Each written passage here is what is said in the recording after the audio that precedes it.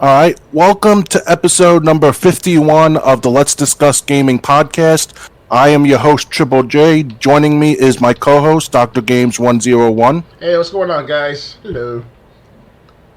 And we got a lot of gaming news to talk about. We might entertain you. We might, you might like what we have to say. We're probably going to offend someone along the way. So I say let's get started. Yes, indeed. Okay, first story. Xbox Game Pass for July 2022 includes 4 day one new releases.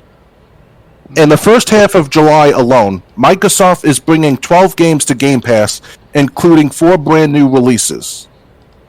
It's a new month, and that means the Xbox Game Pass catalog is getting refreshed again with new titles for July. There are a dozen titles in all headed to Game Pass in the first half of July, including 4 day one new releases, and you can see a rundown of all these below, as shared by Microsoft on its website. Titles available today, July 5th, include the day one new release Last Call BBS, a puzzle game for PC, Yakuza 0, Yakuza Kiwami, and Yakuza Kiwami 2 also come to Game Pass today for console, PC, and the cloud. They were removed from the catalog on December 31st, 2021, and are now back. On July 7th, DJ Max Respect V, or Respect 5, the newest entry in the DJ Max Rhythm Game series, releases on Game Pass for console, cloud, and PC, as does the Day 1 new release Matchpoint. Tennis Championship for the same platforms. The tennis game arrives during a popular time in the world of tennis, as the big Wimbledon tournament is going on right now in London. The adventure game Road 96 arrives July 7th as well on Game Pass. Then on July 14th, which was just a couple days ago, the day one new release Escape Academy comes to Game Pass for console and PC, while My Friend Peppa Pig also arrives that day on console, PC, and the cloud. The action horror platformer Overwhelm comes to Game Pass for PC on the 14th, while Paw Patrol the movie Adventure City Calls arrives that day as well for console, PC, and the cloud. The final day one new release for the first half of July on Game Pass is Power Wash Simulator for console, PC, and the cloud. This game is exactly what it sounds like, a game that lets you experience the thrill and rush of power washing a dirty house and making it clean. Oh, just stop making games right there. You're not going to do better than that. As mentioned, this is just the first of 2 expected waves of additions to the Game Pass library for July 22nd, or July 2022, excuse me, so keep checking back for further title announcements in the time ahead. So, are you interested in any of these games? Well, I see that the Yakuza Kiwami is a remake of the first Yakuza game, right? I don't know. I've never played the Yakuza games long enough to know. I thought Yakuza Kiwami was just like a spin-off. It's actually, I heard it was a remake of the first Japanese game, while Yakuza 0 is, of course, the prequel to Yakuza 1. And I played the Yakuza 0 for about at least an hour or so. They didn't really get too involved with the game. You know, I like the part where they go with Drake Gillan and the one of the control characters you control. He actually was in a fight with them and such, so it was pretty cool. And then you started to see that he has connections with the Yakuza, obviously, because back in the 1980s, crime was prevalent in not only in the United States but also in Japan. Especially the Yakuza in real life had been dominating in Japan because of the black market for how many decades and not centuries almost. It feels like a couple of centuries now, if not longer actually. They used to be called something else before the name Yakuza. So it's a good game. But as far as the other game that you mentioned, Power Wash Simulator, what's that about? You just go power wash. They said you find this very dirty house and you have to clean it with a power washer. I mean, I'm not saying that I need a power wash for if I ever have a house or whatever, but it's just that that's a game that's like you try to train people to work with power washers or something. Is that what the simulation about? You know, I highly doubt it. I mean, I understand I want to work too and go back and get my hands dirty again, like doing like furniture and fast food and dishwashing and restaurants, stuff like that. But power washing, it's like unless you try to train the next generation to be the power washer, by all means, more power to them. So I will play Power Wash if I really want to. If it's going to be part of the Game Pass, hopefully it's not as boring as it sounds. Okay. The game I'm really interested in is Road 96. That's the game where it's kind of like a Telltale game, but not really. But like the choices you make decides how the adventure goes. Like you make the choices, and that plays a part in how the adventure ends and what happens in the middle of the adventure. I always wanted to try that game. Didn't have the money for it, even though it was like $20. But I'm going to be able to experience it on Game Pass. Oh yeah. The Yakuza games, I played one. I think it was on 360. I forget what it was. It was some like zombie Yakuza game. That was not too good. The voice acting alone was awful. So yeah, Road 96. I'm definitely looking forward to. The Yakuza games, I guess I'll give them a chance. But that's all that's honestly, Road 96 is the only one I'm really looking forward to trying out. Yeah. Ready to move on? Yes, indeed. Okay. Next. All the Xbox Game Pass titles leaving July 15th, which was yesterday. 5 indies are leaving the service later this month or yesterday. The middle of the month is coming, and with that, Microsoft has announced the first batch of games that will be leaving the service. This time around, 5 titles will be leaving the platform, this selection consisting of indie games. From July 15, Atomic Crops, Carrier, Children of Morta, Chris Tales, and Lethal League Blaze will no longer be playable through Game Pass. That gives you a little over a week from the time of the writing of this article to either try these titles out for the first time or wrap them up if you're currently playing them. If you don't have the time to finish any of your playthroughs before they leave the service, though, while they're still on Game Pass, you'll be able to pick any of them up with a 20% discount. But as soon as they've left Game Pass, you'll have to pay full price. Of course, while these 5 games will be leaving Game Pass, a whole new batch will be joining the service soon, which we already talked about. So, yeah, did you play any of the games that left Game Pass yesterday? I don't think so. Not really. I've been so overwhelmed with my class. Not overwhelmed, but like I was preoccupied with my class, which I get that right to the best of my ability. That I didn't get a chance to try to make more time to play more of these games I'm about to leave for the Game Pass. So it sucks for me right now. But I can always buy these games. What you mentioned, you said 15 titles so far. How many titles are left so far? About 5 of them now. You mentioned, or is it 3? I'm sorry. What was that? I was saying that we were talking about the Xbox Game Pass games leaving from the Game Pass, right? So yeah. So and it was about what you mentioned, about 5 of them now. Yeah, 5 of them. Well, I didn't really play them yet, so I can't really say much about them. Unless you're talking about Wolfenstein. Wolfenstein left the Game Pass for a while, back last year or two, and it sucked for me. But they brought it back sometime earlier this year, at the latest earlier this year, because I was so busy playing with that game, Wolfenstein, at the time. And I had more free time back then, too, so sorry if I didn't get a chance to play that specific Game Pass games leaving for Game Pass right now, so... Hold on, I just gotta check something. I heard something. It might have been furniture screeching. It might have been my dog yelping. One moment. Yeah, sure.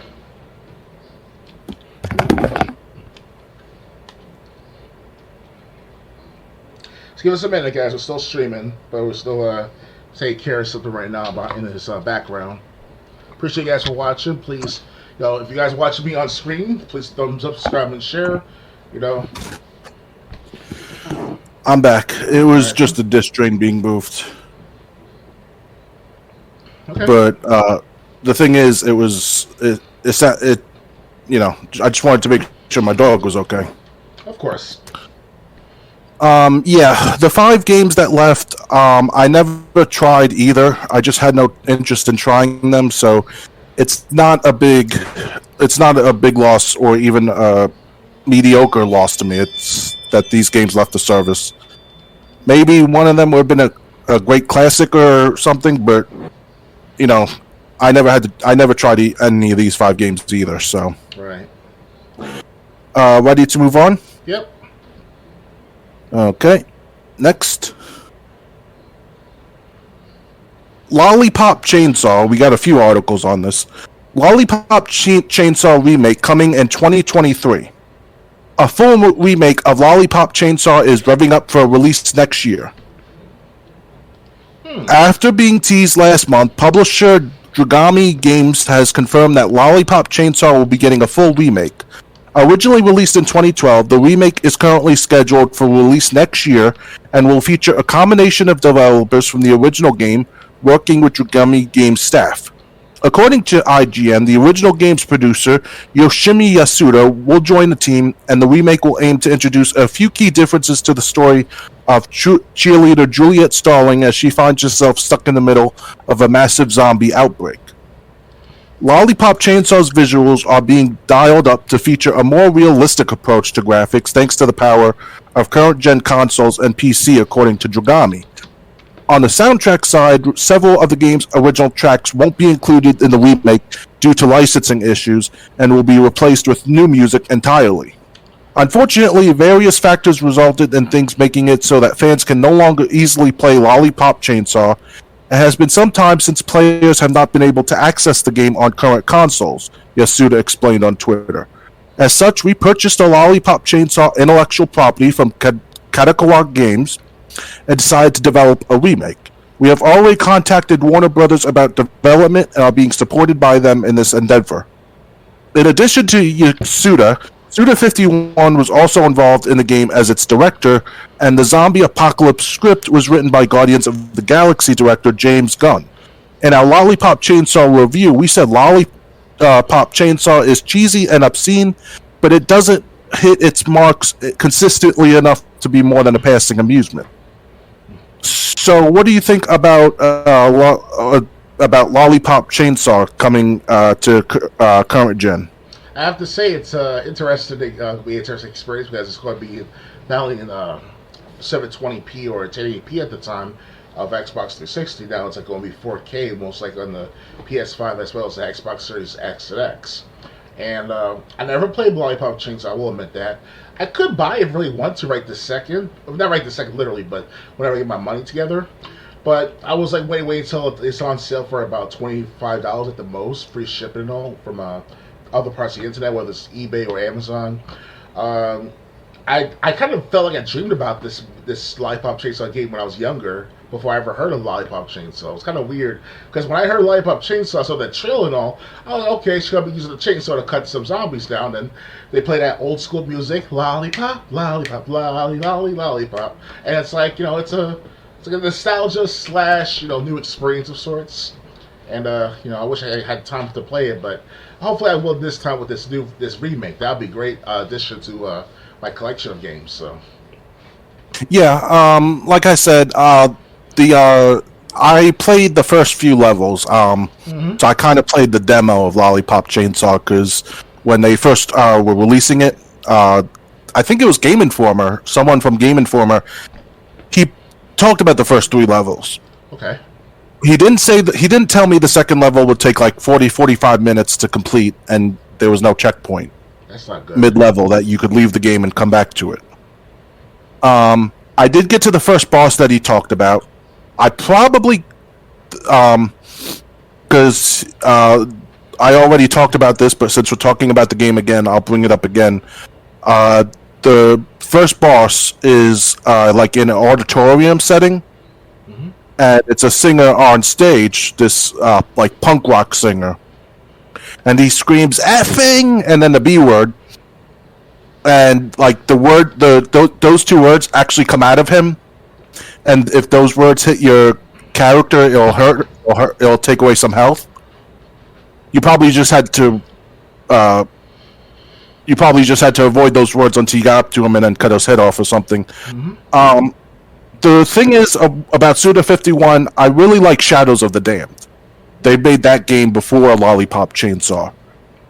That's how I know who Suda51 is, or how I know their work. Okay.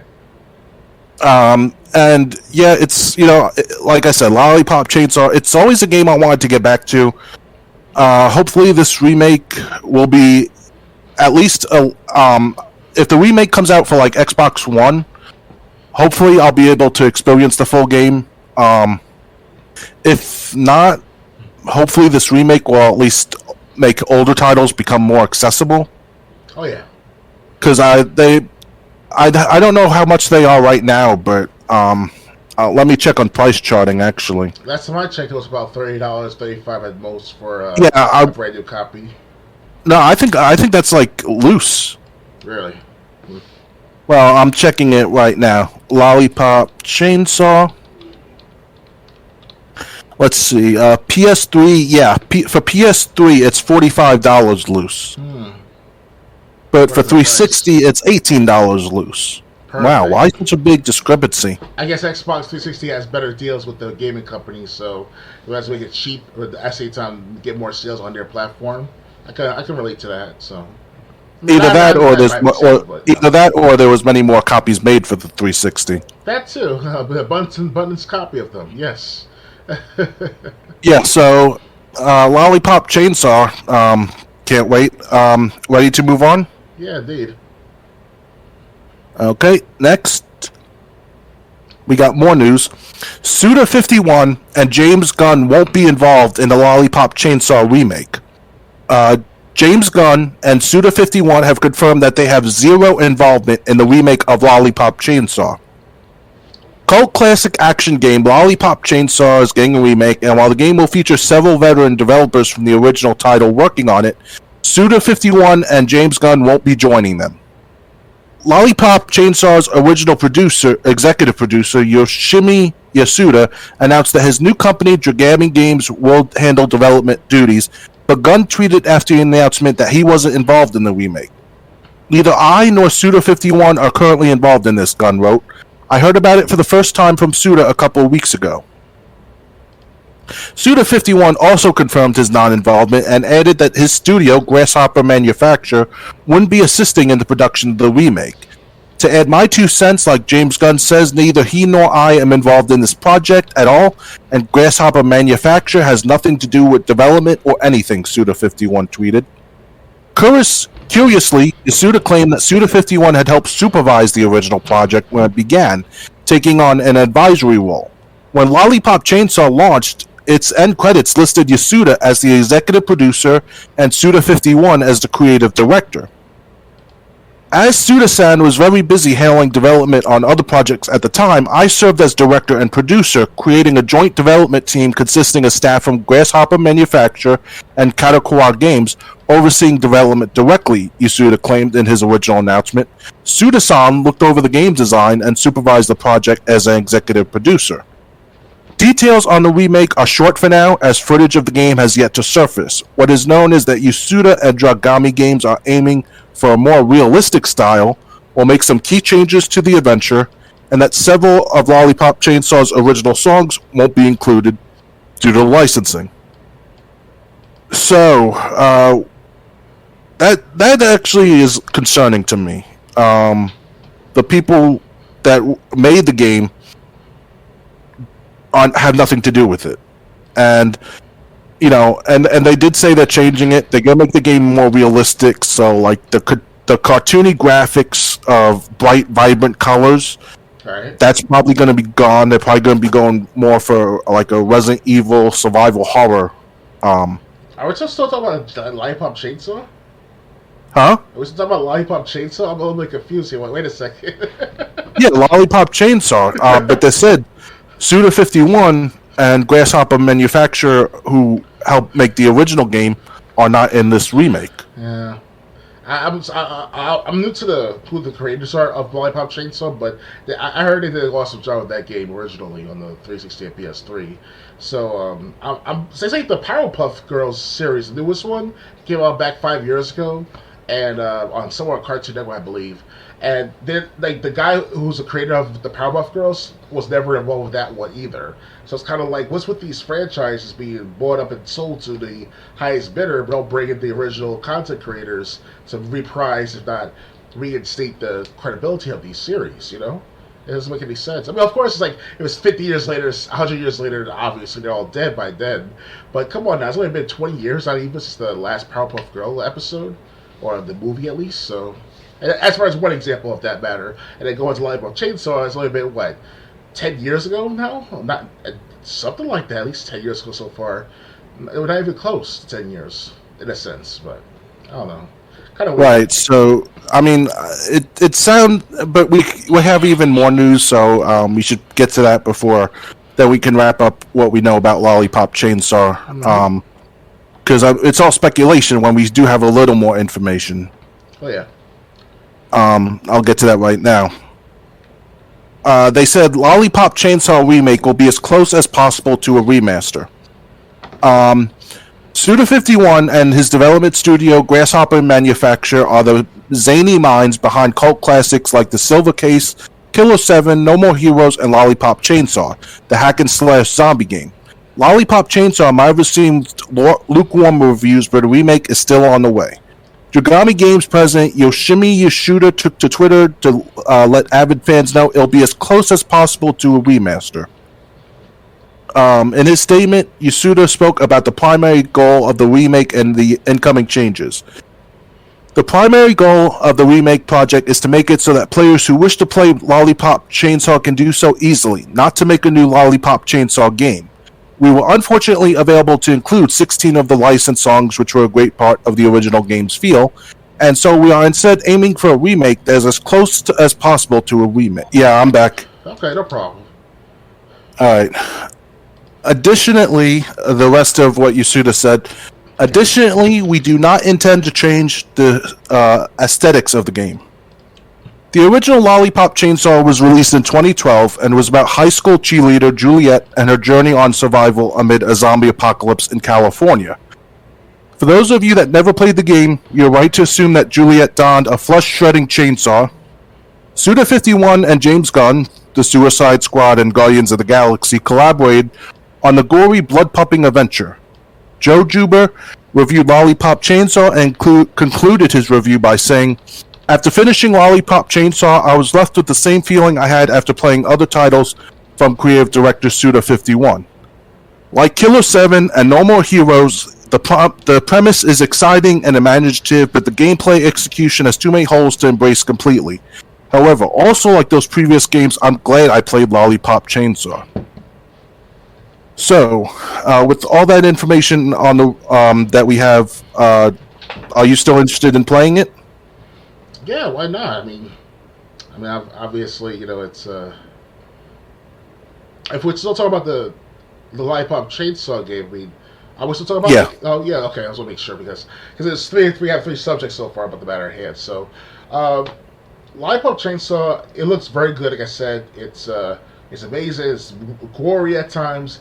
The commercial / trailer of sorts, that was funny at first with the way they chopped down that zombie in half, and he's like a pop bubble gum. He's like like that. It was pretty funny at first. So it's kind of like this lucky go round, nonchalant, character of the Lollipop Chainsaw character. She's pretty. And she looks attractive too if she's in real life. That is the picture, because how like in some games they based on the model of the character from an actual person or persons involved, so they kind of it's kind of make it look very realistic at first, like it's an actual cheerleader who's 17 or whatever. But then it's like, man, this is like what's going on here? So yeah, why not? Yeah, it's weird. It's weird because, like they said, that they're not looking to change anything they don't have to. Mm-hmm. It's my fears that I had a few minutes ago might be unwarranted. But only time will tell what happens with this game and if it's true to the nature of the first one. But if they do improve the gameplay, this could be even better than the original. Oh yeah. Ready for to go move on? Yeah. Okay. Next, Xbox Games with Gold will no longer offer Xbox 360 titles from October. Microsoft confirms that Games with Gold will stop offering free Xbox 360 games. Beginning in October, Games with Gold will no longer offer Xbox 360 games to download. Microsoft has confirmed with GameSpot. Word of the change first surfaced in an email sent out to Dutch Xbox Live Gold subscribers via Wario64. Xbox One games, however, will still be available each month. Beginning on October 1st, 2022, we will no longer release Xbox 360 titles on a monthly basis as part of the Games with Gold benefit, a Microsoft spokesperson said. We'll focus on continuing to deliver Xbox One titles through the Games with Gold program. No other Xbox Live Gold benefits will be impacted by the change. We're always looking at ways to evolve the Xbox experience based on community engagement, feedback, and shifting company priorities. We have reached the limit of our ability to bring new games to the catalog from the past due to licensing and technical constraints. We will continue to focus on providing Xbox One titles through the Games with Gold program. Xbox 360 Games with Gold titles will still be available for a re-download regardless of membership as in the past. The program was originally introduced in 2013 for Xbox 360 consoles and extended to Xbox One consoles in 2014 as a bonus for Xbox Live Gold subscribers. Xbox 360 titles began appearing on the Xbox One when the backwards compatibility program kicked off, although that particular effort to preserve classic Microsoft games officially concluded in November of 2021. Xbox Game Pass has also seen the appeal of Games with Gold somewhat diluted over the years, as that subscription program has regularly offered newer and bigger games within its own library. To see what's on the horizon, you can check out the updated list for all the Game Pass titles arriving in July. So did you get this email? Because I did. Email pertain to what the actual Games with Gold ended? No. That Games with Gold was no longer going to have 360 games in July, starting in October. No, I never. I just hear about it just like early this week with you when we were planning this matter, and I was wondering to myself why it was starting to become lesser and lesser quality of these monthly gold releases for the Xbox Games with Gold. I mean, in the past, back in 2015, 2016, when it first started, they were giving us like Halo and Gears of War, if I recall correctly. It was Gears of War 3, if not 4, was available for the Game Pass, or not Game Pass, the Games with Gold at one point. So, and yeah, it's kind of weird that this is unexpected. Now it's going to be either a big blow to Xbox content, or it's going to be like a revised version of like what's going to happen with the next few months, if not years, for this Games with Gold quality / system of sorts, because I'm just thinking about this now. Like, wait a second, they're gonna stop putting out 360 games for the Games with Gold. Now let's lose licensing for the matter, but it's we were talking about Microsoft here. This is their little baby. They're not gonna give it up just to some other corporation, or whatever. No way. But it's a shocker to me for a couple of days now. I was like, wait a second, they're gonna release. Like, I didn't see that in the Xbox messages. Because usually every few weeks to a few months, if you're an Xbox member, whether you're silver or gold, they send you information about what's available for Game Pass. We'll give you little credits like $5 here, $5 there. Last time I did anything with money to give people money, the gift cards at least about 6 months ago. So you never know, right? As long as you pay into the system or the game services, everything's fine, right? But now it's like I have to reconsider. Like, should I continue buying Games with Gold? And or the game's Xbox Live Gold, I should say. Well, with our Xbox Live Gold, we're not going to be able to play Halo Master Chief Collection on the console, because it's better on the console for me than it is on my computer. Even if it's a brand new, it's still refurbished, whatever. So, yeah, it's still iffy, Yeah, honestly, Games with Gold has, how I feel about Games with Gold. It's really been, the selection has really been awful since January. Gone are the days when we got games like Assassin's Creed Syndicate and Mafia 2. Those were games with gold for at least 1 month. Mm-hmm. Now they're trying to give out Hydro Thunder Hurricane and Torchlight for the second time at least. So So I just feel like Games with Gold is a dying service because it's kind of like if you have Games with Gold, if you have the money to buy Games with Gold, why not just spend the extra money and get Game Pass? Mm-hmm. I know Game Pass is more expensive, but really with the selection of games that they've given out this year, it's kind of like a lousy investment at this point. Yeah, it seems like it's lacking too because now it's like what other games can they release for the 360 because they had at least 1,000 titles on the 360 alone, not counting DLC, not counting packages or editions. Um, if it is something with like the Call of Duty franchise or even the Halo franchise of like have like DLC packs one or DLC pack with games with gold or something like that, that'd be a great addition to what they could do for the Xbox games with gold. But you gotta have to pay an extra dollar or two because of the DLC is involved with the matter with other companies and such and licensing renewals. So I could give them a break on that part. But don't make it too expensive, you know. Don't make it too like, you know, too little, you know, in the content, you know. So Yeah, so I mean, really, like I said, Games with Gold seems like it's been on the decline at least this year, and now we know why. mm-hmm. Ready to move on? Yep. All right. Next, Ubisoft is axing 15 more games multiplayer this fall. Affected games include Assassin's Creed Brotherhood and Far Cry 3.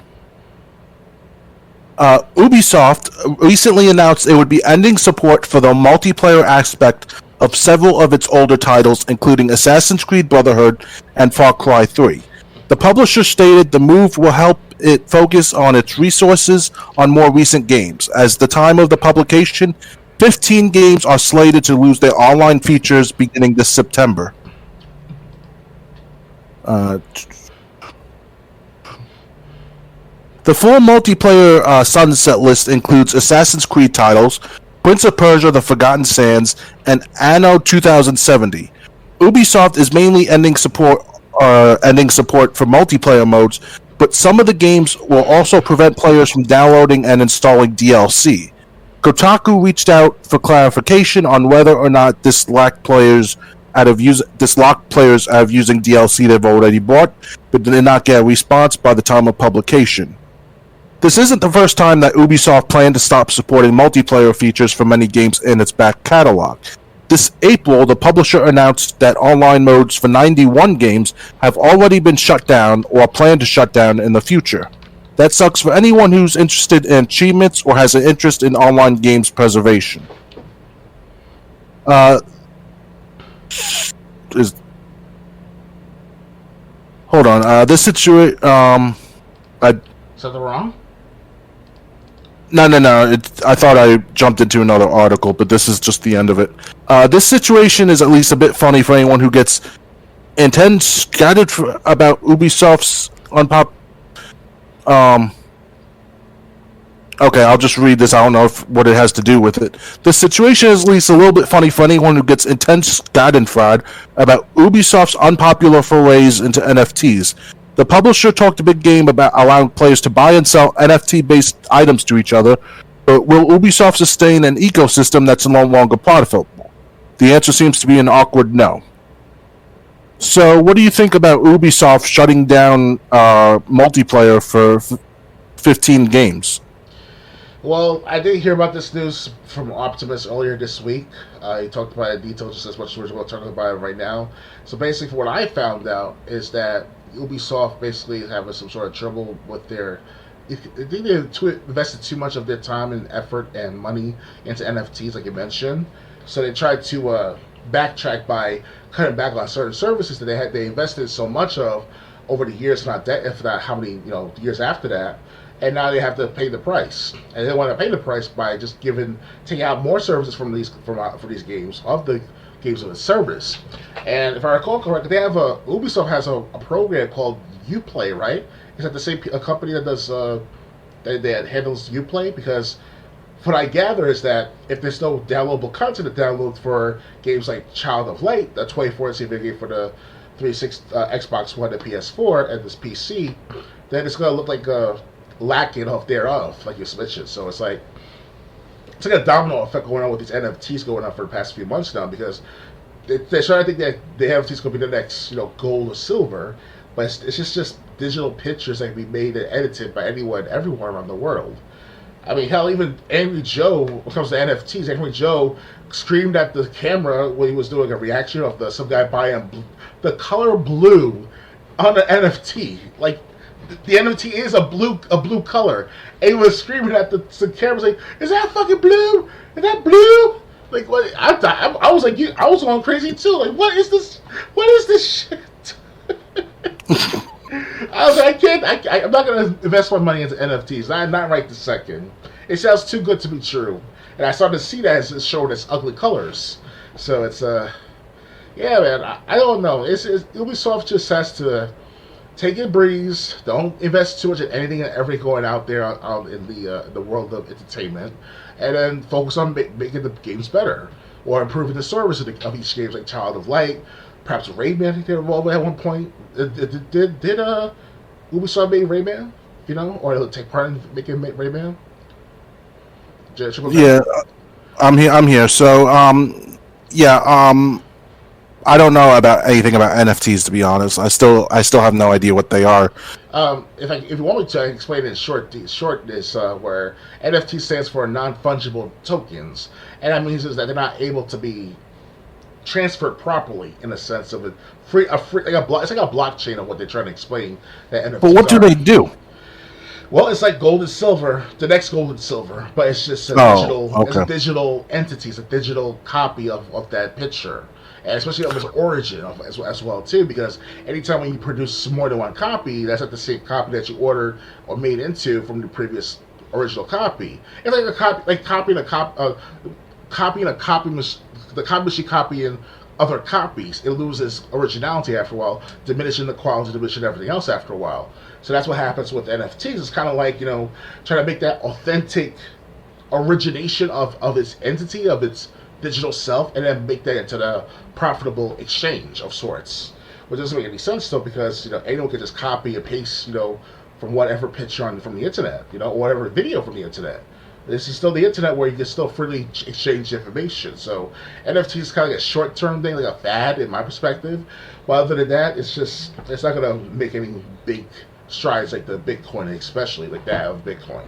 So okay, so so NFTs I still don't care about. It's basically digital pictures. Mm-hmm.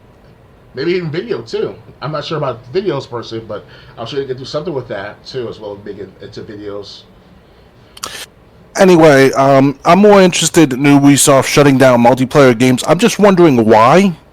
Is it low player count? Is it really a lot of money to keep these servers up, or is it just they don't want to be responsible for it anymore? I mean, it's a mixture of things. In my perspective, as a person who wants to budget a gaming company one day myself, you have to involve with the losses of how much time you put into making games, and also incorporate that with what the higher ups in the company, whether it's from the executives or shareholders or both, they want to be a certain amount of time and place in the matter.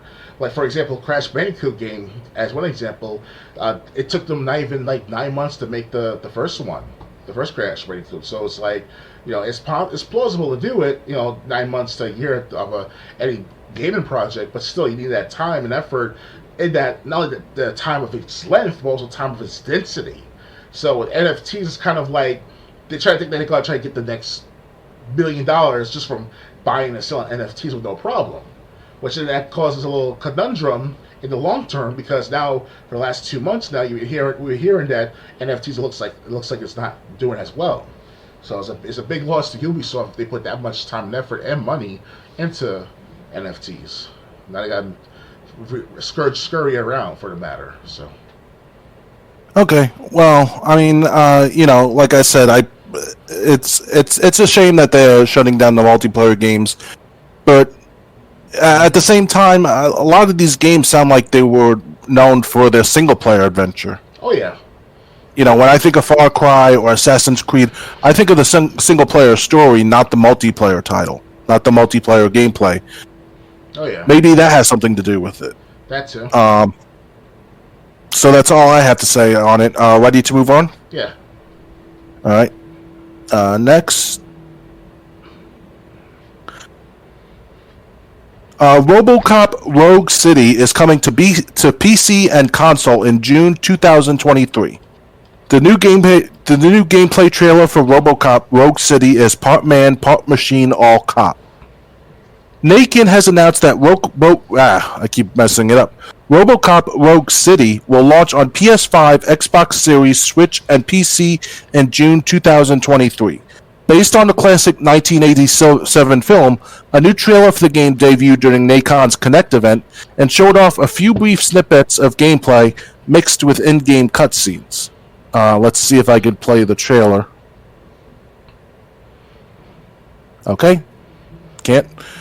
Developed by Teon, the studio whose most recent credits include Rambo the video game, Steel Empire, and Terminator Resistance, Rogue City puts players inside of the titanium armored shell of RoboCop. Fans of the films will be happy to know that Peter Weller is also reprising his iconic role for his return to the streets of old Detroit. Beyond the new trailer, there aren't too many details on RoboCop Rogue City yet. The official Steam page describes the game as being an all-new first-person explosive hunt for the truth that will allow you to fulfill your prime directives in your own way, but it also cautions you to be on the lookout for corruption and greed. RoboCop's last notable video game appearance was back in Mortal Kombat 11, which also featured Peter Weller as the Cyborg alongside other guest characters such as Spawn, the Joker, and the Terminator. So, do you have any interest in a new RoboCop game? Last time I ever heard of RoboCop being in video games got back in the early 1990s, and RoboCop back then. Those were not too good. Pretty much. That's why they'll focus on trying to buy them anytime soon. So the yeah, go on. Is that it or? Oh no. What happened is that with RoboCop, when I can remember, they did a reboot of the movie back in 2014. Heard that was kind of like mediocre, average. So one day I will try to watch that RoboCop movie. But I definitely watched RoboCop, RoboCop 2, RoboCop 3, and as a trilogy. Also, they did a TV show back in the 1990s called RoboCop as well. So I try to watch that MF for by like how many times every month, because it comes out on Saturday mornings or Sunday mornings around so it's like 9 o'clock, 8 o'clock in the morning. So it was a good experience to watch those series. But as far as RoboCop is concerned, like it's just gonna help reprise itself into the next generation of gamers. Because let's face it, who really remembers RoboCop from it was over before 25 years old actually. So yeah. Yeah. So the thing is. The way I look at it, the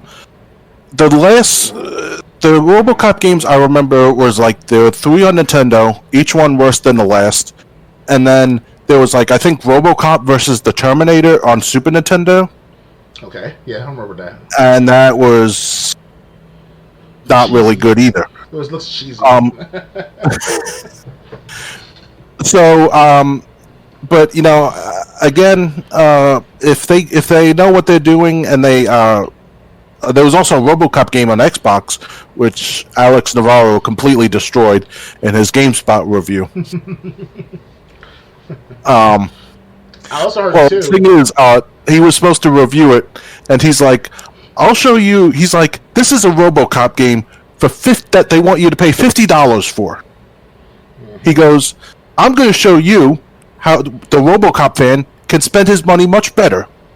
He shows off the DVD, the replica of RoboCop's handgun, okay. And he's like, "This is the DVD collector's edition of the first movie. You don't have it, it's $20. This is a replica of the Beretta that he had, the handgun. It's also shot like Nerf darts." He goes, "This is $15. He goes, "A meatball sandwich." I think that's self-explanatory. Meatball sandwiches make everything better. He goes, "So for $41," he goes, "What? For $41 tops, you're having a great RoboCop experience." He holds up the Xbox game. For $50, you're having an awful RoboCop experience. I don't think anything else needs to be said. Well, so what about meatballs again? You want meatball sub? What? He had a meatball he had three things on his table. It was the RoboCop Collector's Edition DVD, Okay. the Beretta replica that shot Nerf darts, and a meatball sandwich. And he said, meatball sandwiches make everything better. Add some Parmesan to it, a little bit of oregano, you know. Well, we're not here to talk about food. We're here to talk about... Horrible games. hopefully, yes. this RoboCop game doesn't turn out to be a disappointment, because I remember when they were making the Rambo game, everyone thought that was going to be great, and it turned out to be awful. Yeah, it had bad reviews from Rambo, the game. So I just hope that this just hope this RoboCop game doesn't disappoint anyone looking forward to it, because like I said, I can't think of one good RoboCop game that we've ever had. And it's even hard to tell that there were RoboCop games because we focus on or at least I focus on the movies of RoboCop. Right. The first two RoboCop movies were great, but by the third one, it came a little bit like weird at first. Like it's about like the city being changed into this big, like smart city like we've been hearing for decades ago, prior to the New World Order agenda and bullshit like that. So it's kind of like that. So it's like, okay, if they were planning us to live up to that vision by the elites, but they failed horribly. So in the end, RoboCop 3 sucks. I heard RoboCop 2 is not that good either. Well, RoboCop 2 depends on how you look at it, because it had a little bit of weird scenarios where that's a kid run the show, run the black market, whatever he was doing with the underground gangs and stuff. So it's kind of like kids can actually be badasses too, which you don't see anymore. I heard the only really good part worth watching in the second movie was the fight between RoboCop and the criminal that they tried to do for the second RoboCop project. Yeah, that was pretty intense the first time I watched it. I heard that fight was like the only part watching. I was like, my God, RoboCop is going after someone who's 3 times his size. Like, goddamn. YouTuber Aristocards, who used to go by the name of Swag Show, he reviewed all 3 RoboCop movies. I like when he was reviewing the third one. He's like, "This is what will be Delta City. And it looks like a dump, like a like what's left after a war zone." Yes. Swag reviewing it goes, "Keep in mind, these people are fighting to live here. Why do they want to live here?" It's their home, If you live in the ghetto or a trailer park, it goes the same way too. So what do you expect? Anyway, I'm going to get water before we continue. Yeah, sure. I'll be back too, if it's okay with you, that is. Be back in a minute, guys.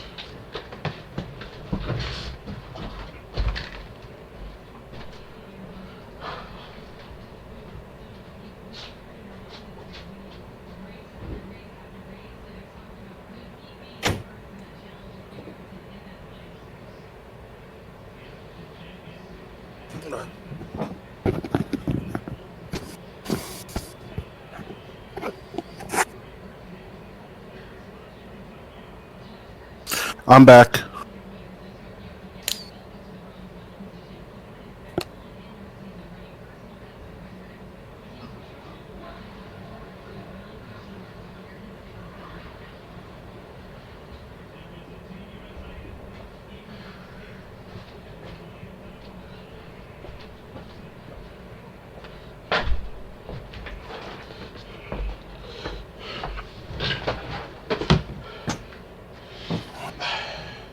Okay, Triple J, I'm back. How about you? Okay. Ready to go on? Move on? Well, one more thing to say, though. If I recall correctly, back in the 1980s when they broadcast all that good violence and gore of the 80s, into the 90s especially, Macaulay Culkin did a movie back in the early 1980s called The Good Kid or The Good Child. And it was something similar to what the kid in RoboCop was going through, where he was like being this badass, killing people or ordered to kill people, and had a fucking 20-something-year-old girlfriend and shit. It was kind of weird. So it's kind of like this is like stuff that it's taboo by today's standards. So it's kind of like if you try to rebroadcast that shit on the internet or especially on the TVs and all, it's gonna look like a very awkward moment. So yeah, that's all I had to say. Okay. Next. A new Terminator game is on the way. The new game set in the Terminator franchise takes place between Judgment Day and the formation of the Human Resistance.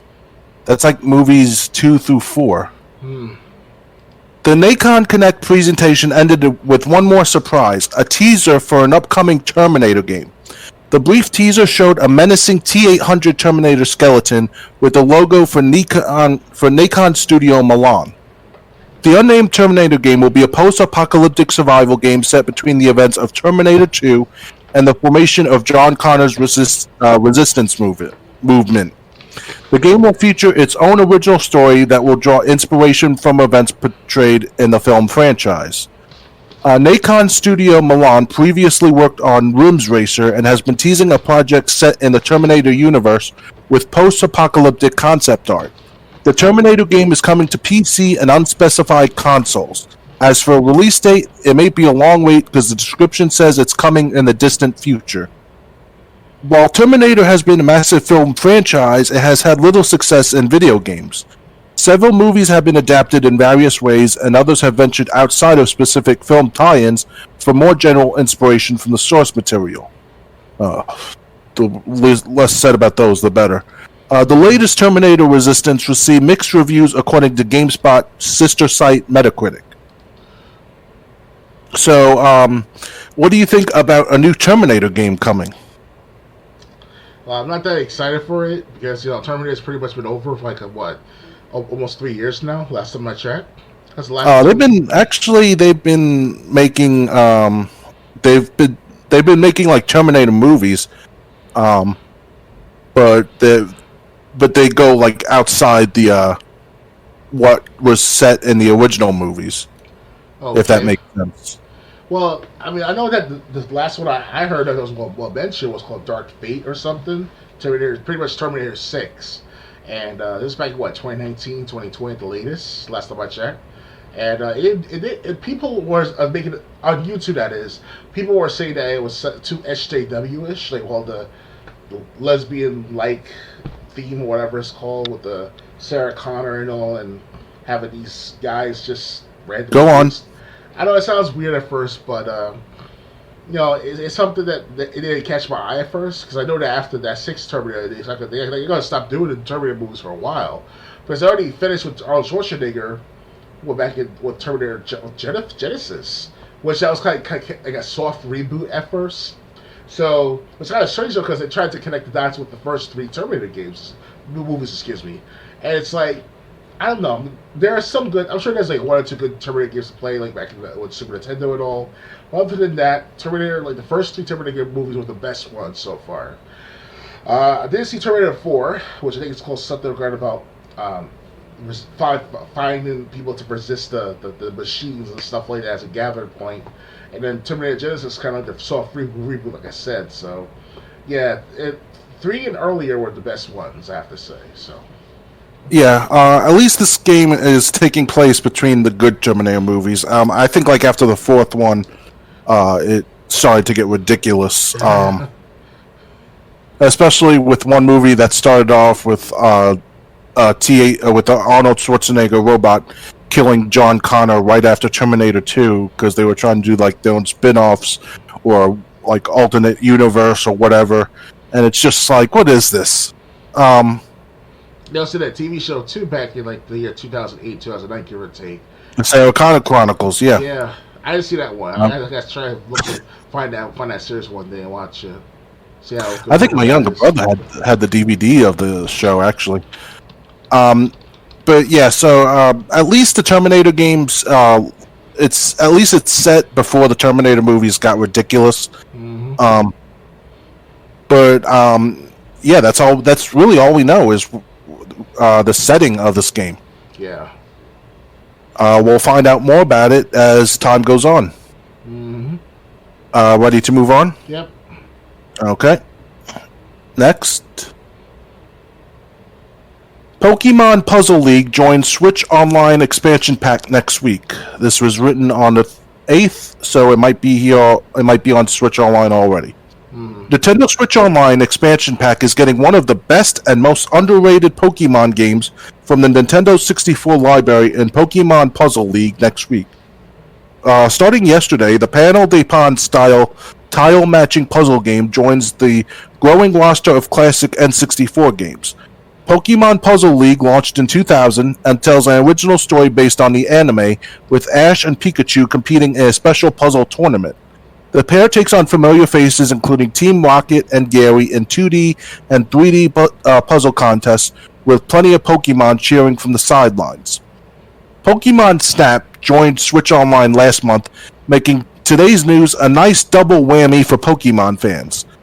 You can keep up every game available across the various Switch Online libraries by checking out our evolving database. Did you ever play this Pokemon game on N64? I remember playing the Pokemon Stadium and Stadium 2 with other people in my neighborhood.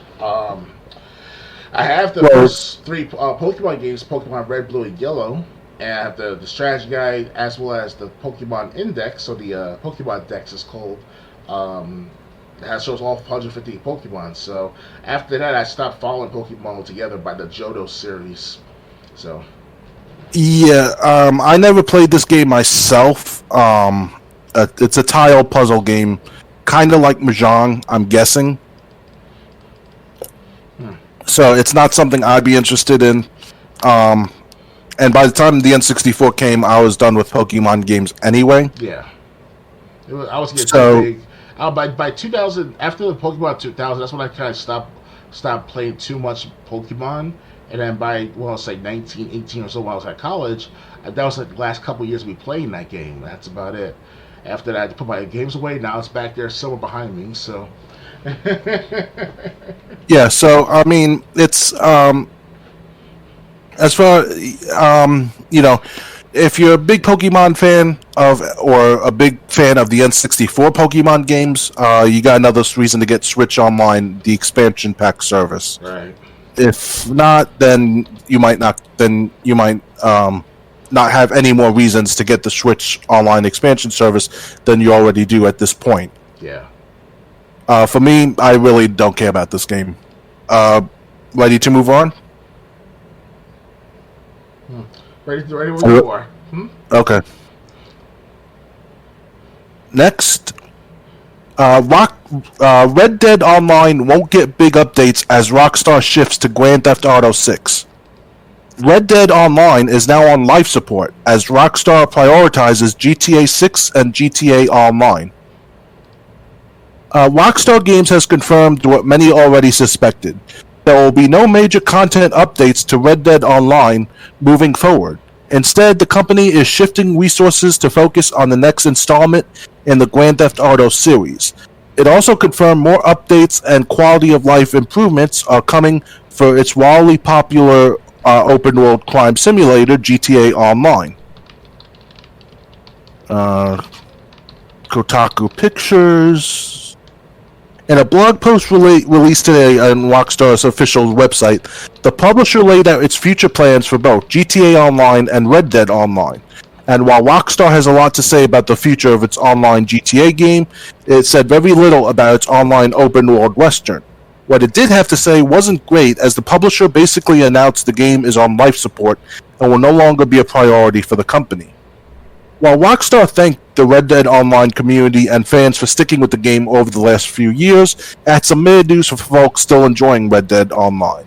According to Rockstar, it has been steadily moving more development resources towards the next entry in the GTA series, long rumored to be Grand Theft Auto 6. It says it wants to exceed players' expectations with that next game, and resources once devoted to Red Dead Online have moved to GTA 6 instead.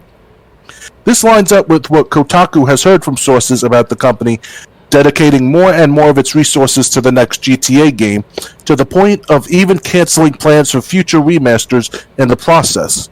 Rockstar will still continue to hold month-long events in Red Dead Online and does plan to add some new Telegram missions. It's not the news Red Dead Online players have been hoping for, but it's also not surprising either. At this point, many in the community have been calling the game dead, and some are even planning to hold a funeral later this month to mourn the game's lack of updates and death of support. So, what do you think about Rockstar basically not basically officially killing Red Dead Online? Well, I mean, it sucks that it's only been 4 years since the release of the Red Dead Redemption 2, and I think they should have released the constant updates and also add-ons for the other projects for that game for the next at least 2 or 3 more years until after 2025, because after 2025, that's when they're going to stop updating the Xbox One, for Microsoft specifically. So, well, their Xbox, that is. Xbox One. And, after whatever happens after for the ninth generation and beyond, it's good that they'll focus on whatever they have to focus on for GTA 6, the Rockstar Games. That's going to be one of their biggest projects so far, if not the biggest project, because GTA 5, it took them 5 years to make that game, and it was splendid on the 360, and running much better on the Xbox One, PS4. So it's something of a big project for them to handle while not maintaining Red Dead Redemption 2 to retain that audience. So they got to take a big risk by putting everything what they put into GTA 6, and then voila, hopefully it'll be better than GTA 5. Let's hope it's even better than San Andreas. I really, if it can be better and bigger and better than San Andreas, by all means, I'll buy GTA. I'll purposely buy an Xbox Series X or PS5 just for that experience with GTA 6. So, I'm not. I mean, ever since when GTA 4 came out and beyond, I stopped following GTA because it's the usual mantra. You get steal cars here, you rob some places there, and you beat up people here, you kill some people. That's about it. You move on with your life. But I did, I mean, of course, don't be wrong. GTA 4 does have some good gameplay in that. I never got a chance to play it, GTA 4, but then if you buy GTA 5, I was like, okay, they try to do something that matters. So it's like, I guess you could say that I played all three, Grand Theft Auto 3, Vice City, and San Andreas. I mean, how many more GTA games do I need to play after a while? And yes, it does retain, there's some good retention gameplay, but in GTA 5 especially. But San Andreas kind of hooked me into keep playing that game over and over. If I really want to play something of a classic, it's San Andreas. So. Okay.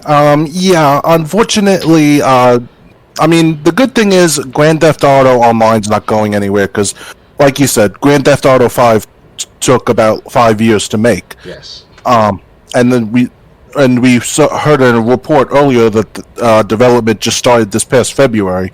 So February 20. So it's. I mean, the earliest I would expect that game to come out is 2027. Okay. So yeah, Red Dead Online. It's it's basically dead anyway. Rockstar is just now confirming it. But like they said, they're going to keep Grand Theft Auto Online going, so people still have something to play while they wait for GTA 6. So unfortunately, Red Dead Online, I couldn't get into it. I don't know why it wasn't interesting to me. I don't know if I was doing something wrong. But I guess Rockstar just doesn't see a future in it. Hopefully, I would say, if I can elaborate, I wouldn't say they're not focusing on Red Dead Redemption 2 at all, but they want to reconvene or redistribute their efforts into the newest game that's when they want to come out, and that's GTA 6. So. Yeah, but I'm just saying, it's a shame that Red Dead Online isn't also to be supported, but I think it's just the writing has been on the wall for a long time. Rockstar is just confirming what many people already thought. And if Rockstar as a whole, the entire Rockstar company has to focus on GTA 6, I can understand part of the matter, but they really want to maintain the interests of their loyal fans, their loyal gamers. Have Montreal of Rockstar, Rockstar Montreal is called, to look over Red Dead Redemption, and then the rest of the Rockstar company as a whole, as a conglomerate, whatever you want to call it, focus on GTA 6. So kind of like balance it out a bit, because if they have more than one Rockstar company, Rockstar Montreal, Rockstar Games, Rockstar, so it's like, Yeah, so anyway, Red Dead, if you thought Red Dead Online was basically dying or on life support, Rockstar just confirmed it is. Yes. But the good news is they still will have Grand Theft Auto Online, and basically they're trying to make sure as many people as possible are going to be focused on Grand Theft Auto 6. Mm-hmm. Ready to move on? Yep. Okay, next. Rumored GoldenEye 007 remake is reportedly in limbo due to the war in Ukraine. GoldenEye 007 joins Advance Wars 1 and 2 reboot camp as yet another game indefinitely shelved due to the ongoing conflict. The future of an HD remake of GoldenEye 007 that has long been rumored to be close to release is now in question because of the ongoing Russian invasion of Ukraine. According to Giant Bomb's Jeff Giube, who reported earlier this year that the game's announcement was imminent, the project is currently in limbo because of the war. Eurogamer has also chimed in, reporting that it understands Grube's statement to be accurate based on their own sources. There seems to be little question that the remake of the classic N64-era shooter is real. A list of achievements and screenshots for the game appeared on Microsoft servers towards the beginning of the year, seeming to confirm the rumors that the project was nearly finished and ready for release. While Grube didn't provide any further details on the situation, it's easy to see why now might not be the best time to release GoldenEye 007. The game and the plot of the film on which it is based on involves James Bond sabotaging and fighting against the Soviet Union, and several of the game's missions take place in Russian locations like St. Petersburg and Siberia. GoldenEye 007 isn't the only major game to be stuck in limbo due to the war in Ukraine. Nintendo's Advance Wars 1 and 2 reboot camp was originally slated to release for Nintendo's Switch back in April, only to be shelved indefinitely due to recent world events. While Advance Wars has been officially announced, the same can't be said for GoldenEye 007. Grube previously reported that Microsoft would be announcing and releasing the game. It was originally made by Rare, which is now owned by Microsoft. However, the original GoldenEye 007 was published by Nintendo on the N64. The rights to the James Bond license itself has changed hands numerous times as well, making the rights situation complicated and likely part of the reason why the game has not received a remake or a port in the over 2 decades since the original's release. It could be some time before GoldenEye 007 sees the light of day, but there is another James Bond video game in the works. Hitman developer IO Interactive is currently in the process of crafting a new original game based on the iconic Spy. So what do you think about GoldenEye 007 being shelved due to the war in Ukraine? I know, maybe you mentioned this while explaining about it from the article, but what does Ukraine have to do with the GoldenEye making? Is it because of the fact that the company is located in Ukraine directly? If I recall correctly? Well, it's if you remember the GoldenEye 007, did you ever play GoldenEye 007 on N64? Played it plenty of times, and I also have a copy of it for years now. Yeah. Alright, well, the thing is about that game, it's basically about James Bond getting involved in Russian business. There was, I think, the Streets level took place in St. Petersburg. Right. Surface 1 and 2 and Bunker 1 and 2 took place in Siberia. And these are Russian locations. Perfect. Okay. Sorry about that, guys. This computer is wobbly on its tower. I knocked it over by mistake with my foot, so that's my fault. Sorry about that, guys. So anyway, as I said, the whole reason with the war in Russia, or between Russia and Ukraine, delaying GoldenEye is because there were levels in the game that took place in Russia. Yes. The Streets level, which was the 12th level, was in St. Petersburg. Surface 1 and 2 and Bunker 1 and 2 were in Siberia. And with Bond basically being a spy in those areas, that's why they're delaying the game. Do you think they should just release the game anyway? Well, or do you think this is the right move? why not? I mean, it helps. I mean, most of the 007 movies are based upon the Cold War with Russia and all the nuclear catastrophe scenarios. So there's always been some form of warfare going on throughout, human history.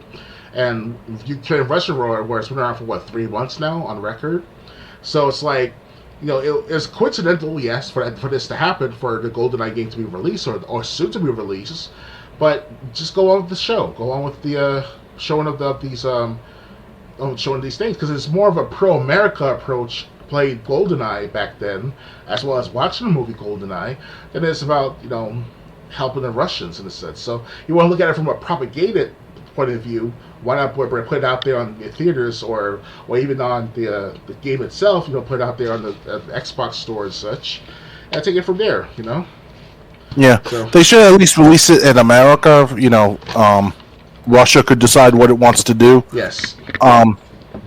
And like I said, the Soviet Union fell in the 90s, if I'm not mistaken. 1991. The same Russia that was around when it was the Soviet Union is not the Russia of today. Yes. But however, though, So- Putin is trying to reprise that. He's trying to reinvigorate the Soviet style of takeover of Russia, and also the world, if ever. So, yeah. Okay, well, I'm just saying, I think shelving this game just because it might insult people just because it might insult people from a different country. This game is not going to be the catalyst for U.S. going to war with Russia. Right. So I agree with you. They should just release it, and if Russia wants to ban it, then ban it in Russia. Mm-hmm.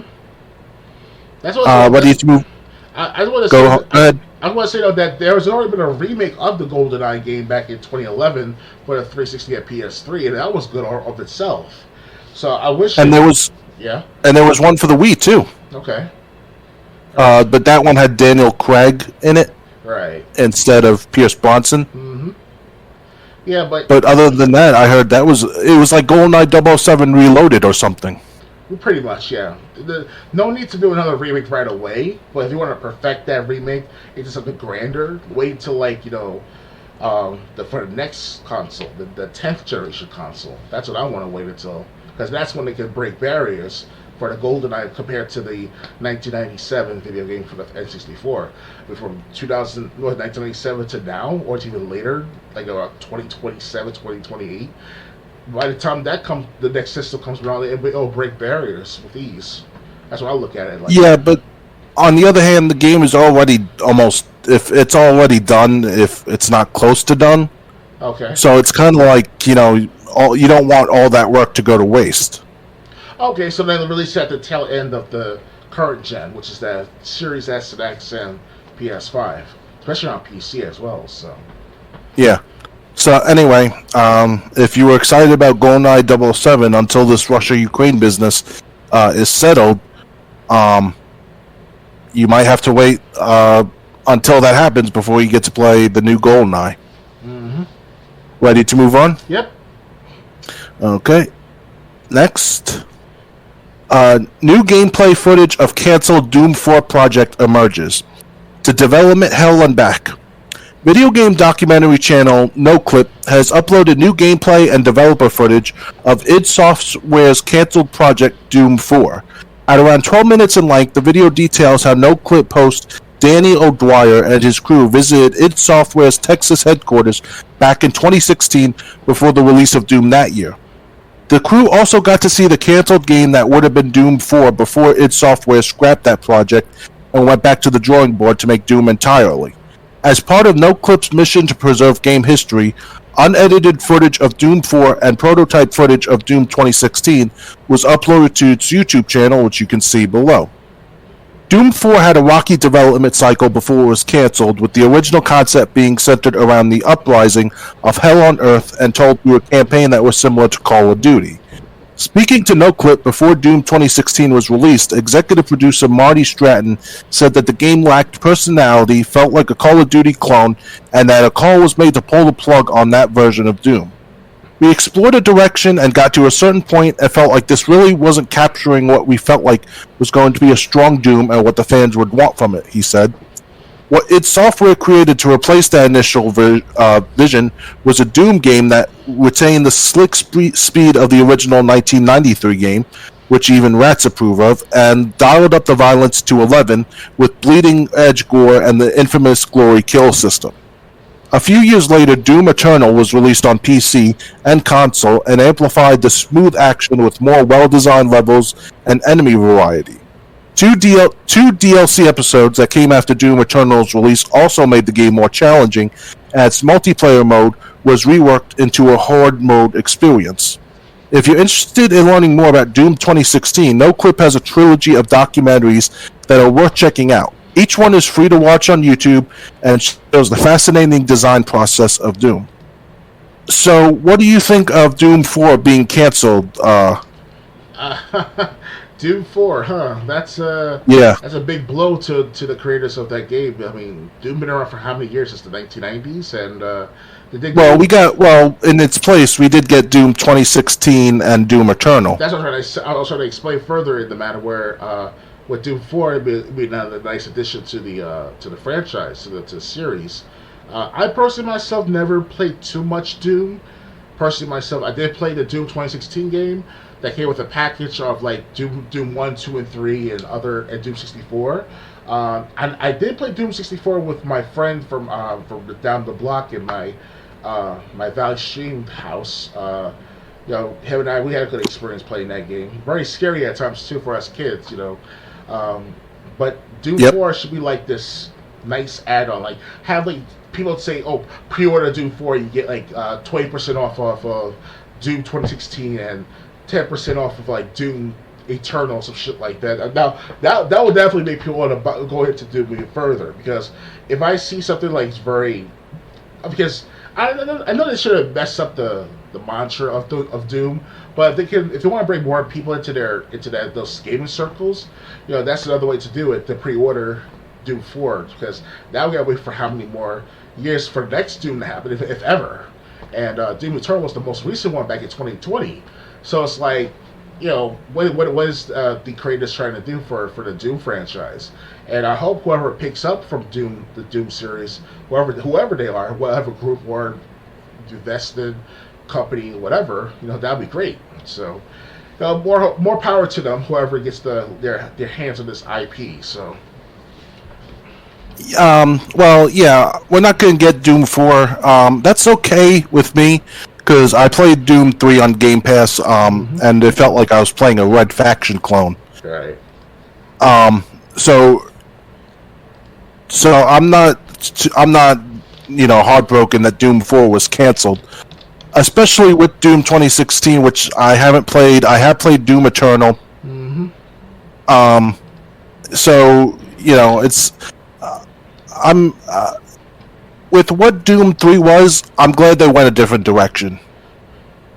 Because I just did not enjoy the Red Faction clone of Doom. Ready to move on? Yeah, pretty much. I'm ready to move on. Alright. Next, Bayonetta 3 is out in October, and it's got a mode to make the game less sexy. Yeah, baby. Platinum Games will let you cover up the butts and tits. Why would you want to? Yes. The second half of Nintendo's 2022 Switch release lineup continues to come into focus. On Wednesday, the company announced in a new trailer that Bayonetta 3 will come out to the hybrid handheld on October 28th, letting Platinum Games gun-toting, which make her triumphant return right in time for Halloween. And that's not all. A new Naive Angel Modesty mode will also let players hide characters' naked bodies. With Kotaku, I stopped reading because it's all these pictures that I have to get past to get to the rest of the article. The latest trailer reveals that the stiletto-heeled Umbra Witch, which will be teaming up with a variable cover of other Bayonettas as they fight to stop a giant homunculi from destroying the world. Players will also get to take control of Viola, a mysterious witch in training who doesn't give off any Devil May Cry vibes whatsoever, and unleash a fury of sword combos on the Agents of Chaos. What the trailer doesn't include is any mention of Bayonetta 3's new naive angle mode. Okay. Platinum Games tweeted about that separately in a short video showing how turning it off and on will either add or remove layers covering up Bayonetta and other characters' bare skin. According to the studio, it's the quintessential family room mode for when you don't know who's going to be walking by and don't want to answer any extra questions about why there are so many D-cup demons wreaking havoc on the streets of Tokyo. Well, that would sound like an interesting conversation. While the first Bayonetta originally launched in 2010 as a PS3 and an Xbox 360 game, it was later ported to Wii U, and the series officially became a Nintendo exclusive with the launch of Bayonetta 2 in 2014. Both games were later ported to Switch as well, and an official tease for Bayonetta 3 debuted at the 2017 Game Awards. Then nothing. 2 years went by, and despite continued reassurances from the team at Platinum Games that development was going just fine, it wasn't until 2021 the full gameplay trailer dropped. It has been 1,386 days without any news, and so fans of the style oozing Witch went wild with speculation about the latest twists and turns in Bayonetta's journey. So, what do you think about Bayonetta 3 allowing you to cover up body parts so you don't have to answer certain specific questions to family if they happen to walk in at an awkward moment? If I recall correctly, it should be coming out for the PS5 and Xbox Series S and X. No, they said this is specific. This ever since Bayonetta 2, it was Nintendo exclusive. I'm aware of it. Yeah, I mean, at one point, Bayonetta was available on the Xbox 360, the first Bayonetta, but Nintendo bought the property rights to it too, though, right? Oh, that's so much, right? Yeah, Nintendo has the exclusive rights to it since 2014. Oh, that sucks. Because, in the Switch, when you think of the Switch, you think about kids playing that system, not adults. But what I found out later on, years later that is, after Nintendo Switch came out, that there are older adults, like 30, 40, even 50 years old, playing Nintendo Switch system. Sure, it's a game that you can play either on the go or at home. Okay, well, I'm well aware of the Nintendo Switch, of course, but I'm just saying the fact that when we think of Bayonetta, we're thinking about like that, like I was like, we were kids when it came out. With the first impression of when I saw Bayonetta, I was like, oh wow, she's all woman, all right, I want a 6-year-old to look at these playing this game. I'm sorry, man, because Bayonetta, she's an Amazon tall person of a woman, it's some of that's how overwhelming it'd be overwhelming at times to play that, and all of a sudden when it moves to another, Daddy, what are you still playing Bayonetta for? Like, get out of your son. If I ever had a son before, yes, but yes, I'm going crazy right now because of Bayonetta. I'm still distracted by that whatever that noise was that you made. What? Like no, the.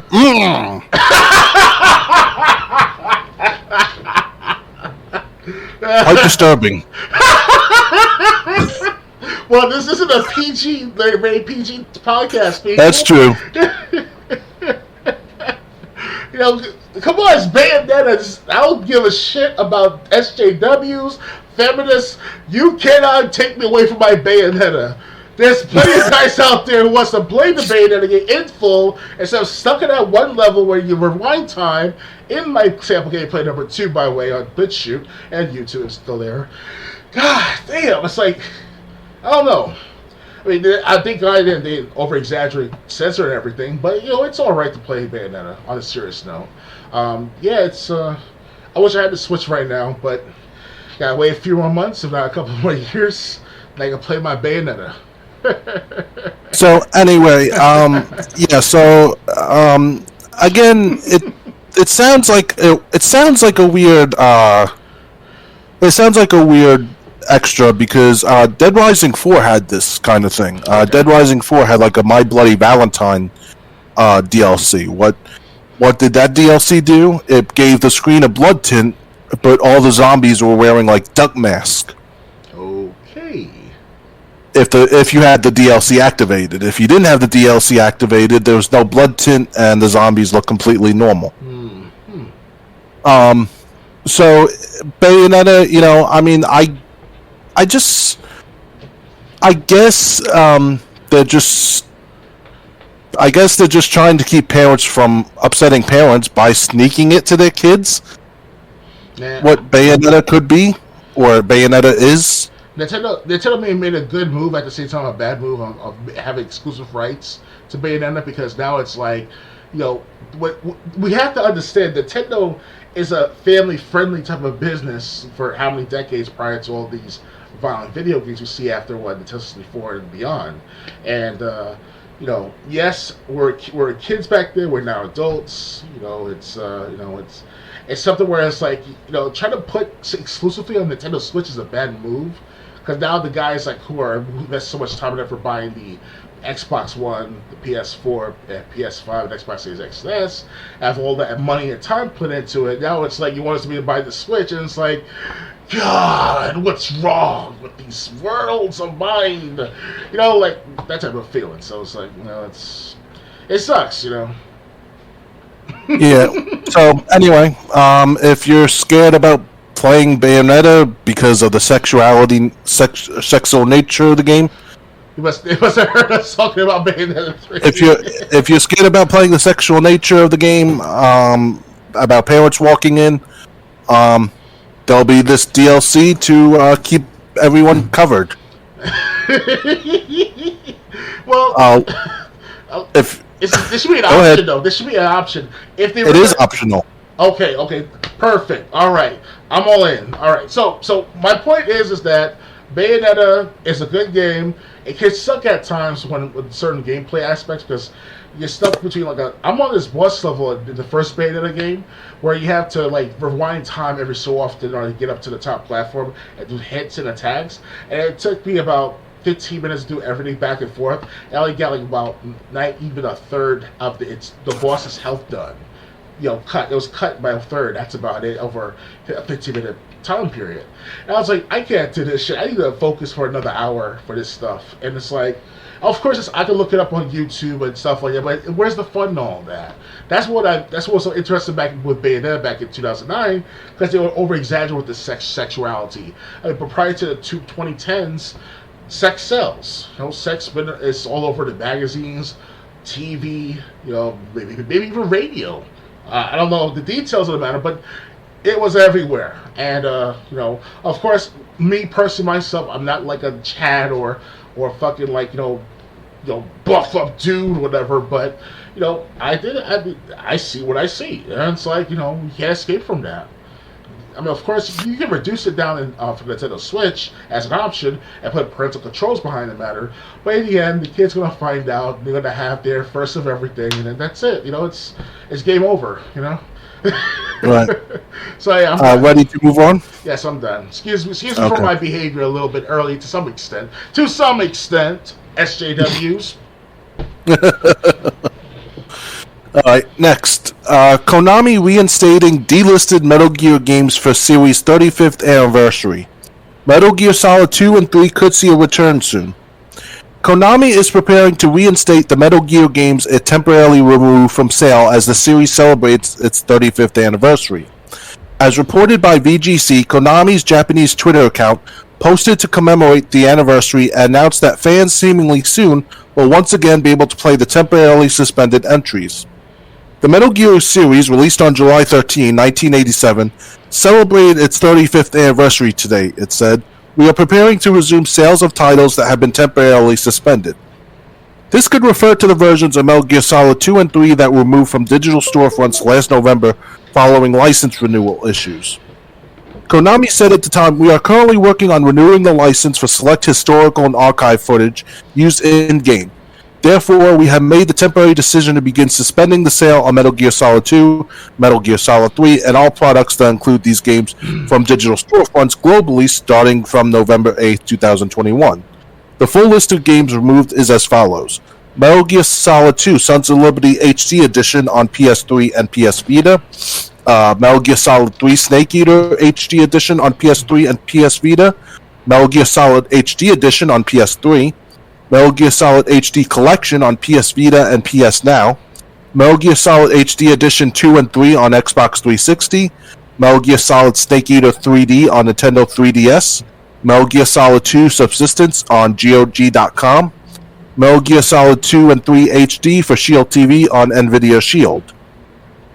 The original Metal Gear was released for the MSX and was the now famed Hideo Kojima's first game.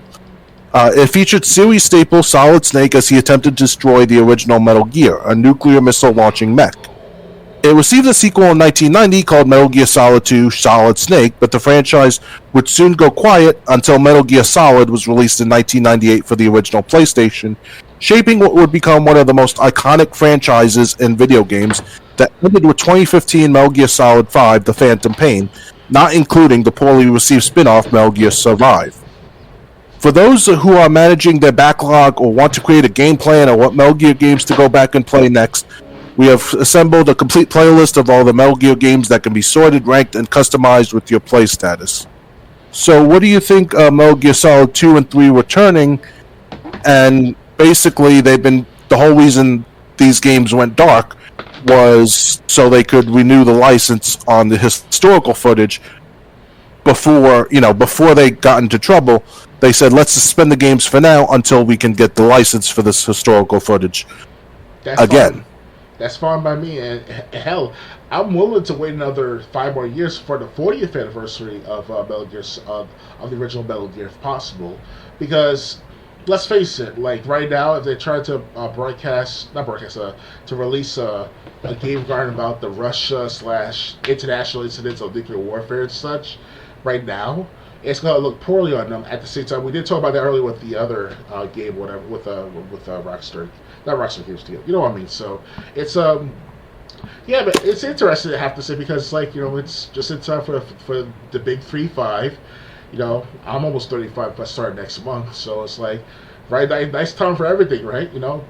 Re-release all the Metal Gear and Metal Gear Solid games from Metal Gear 2, Metal Gear Solid 1, 2, and 3, 4, and 5, as well as Snake Eater, as well as with the Substance, all of it. Put it out there, one fell package of a game, sell it for about maybe $70, $75 maybe, might get some money off of it,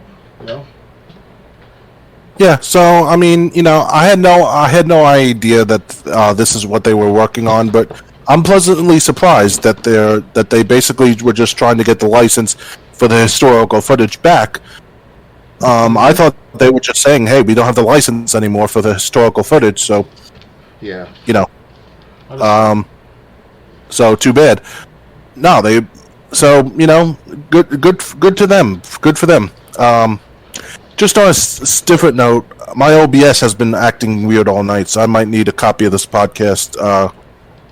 Sure thing. For clips wise, we'll see. I'll see how it is on Twitch when we're done tonight. Ready to move on? I think it's I'm pretty much done for Konami right now. Okay. Next. Xbox cloud streaming won't replace consoles, Microsoft says. Xbox cloud gaming is only an alternative to the console, not a replacement for it. Microsoft is pushing into a new category with its game streaming cloud service, but the company does not expect streaming to replace consoles anytime soon, if that ever happens. I don't even know how to say that name. Senior Global Product Manager for Xbox Game Pass said in an interview that consoles will continue to play a role in the equation. Some people are always going to love playing on consoles. Having a console in their living room to download and have that experience. I love consoles. Streaming is just another route, another option open up gaming to other people. He also went on to say, it's not that one is a detriment to the other. This is more of a rising tide, and it's a really good place to be in to offer all these different opportunities. There's still PC, and there'll be new form factors that come out in future.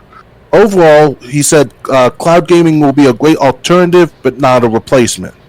There are plenty of reasons why someone might not buy a traditional home console, and offering streaming as an alternative is Microsoft's effort to bring the Xbox experience to whatever device someone has already.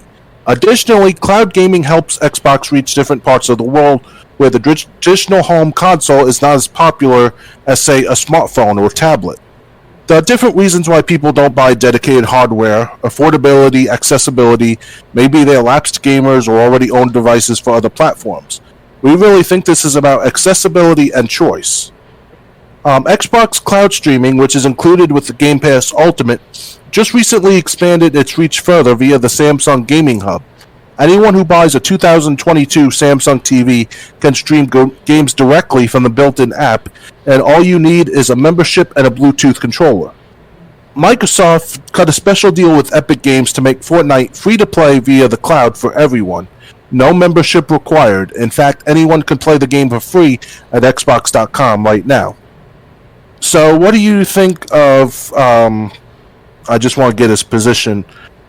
The senior global product manager for Game Pass, basically saying streaming is just another way to get games to people. It's not to replace the home console experience. He's right. I agree with this director and of sorts. And personally, myself, I do have the feature on my main console here in my bedroom for streaming, or cloud gaming is called, and it works. Cloud gaming it's not perfect, but it's enough to get by. Especially if I ran out of space on my Xbox, having all these games like Mafia or GTA 5, etc., etc. Then all of a sudden I want to play some underground game or some independent game. That'll be a nice addition to playing all through the cloud, because it will work better with a low quality game of sort. Not low quality as far as like the gameplay, whatever, but just the disk space, the size, the bandwidth. As the bigger the game is, the more bandwidth needed to download as well as to stream the game. So it's like, more power to the independent creators of this the gaming industry. Xbox Cloud streaming altogether is like the next big thing. Stadia kind of tried to perfect that matter back a year or two ago with this Stadia program, but that didn't go so well. So you give it another at least 15 years, they could perfect the streaming service to the public. But you have to pay good money to have decent connection for that constant feedback of the connection. So, yes, in today's world, everyone should have access to the internet. It looks like in here in the United States that everyone can go in at the local library and go on the internet to play a game for an hour. That's the time for that matter, to have an hour of game of use the computer once a day, every day. So there's no excuses for most of us Americans. We have the ability to, or at least a good portion of us has the ability to at least go on the internet and browse around. That's a good starting point. But having online streaming, that's perfect. Like I said, 15 more years from now, if they keep practicing and testing out the hardware and the software behind the matter, it'll be perfected by then, by 2035, 2040, give or take at the most. So yeah.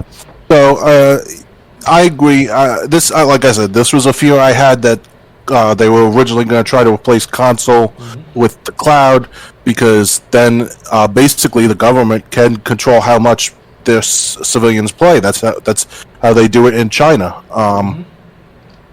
But I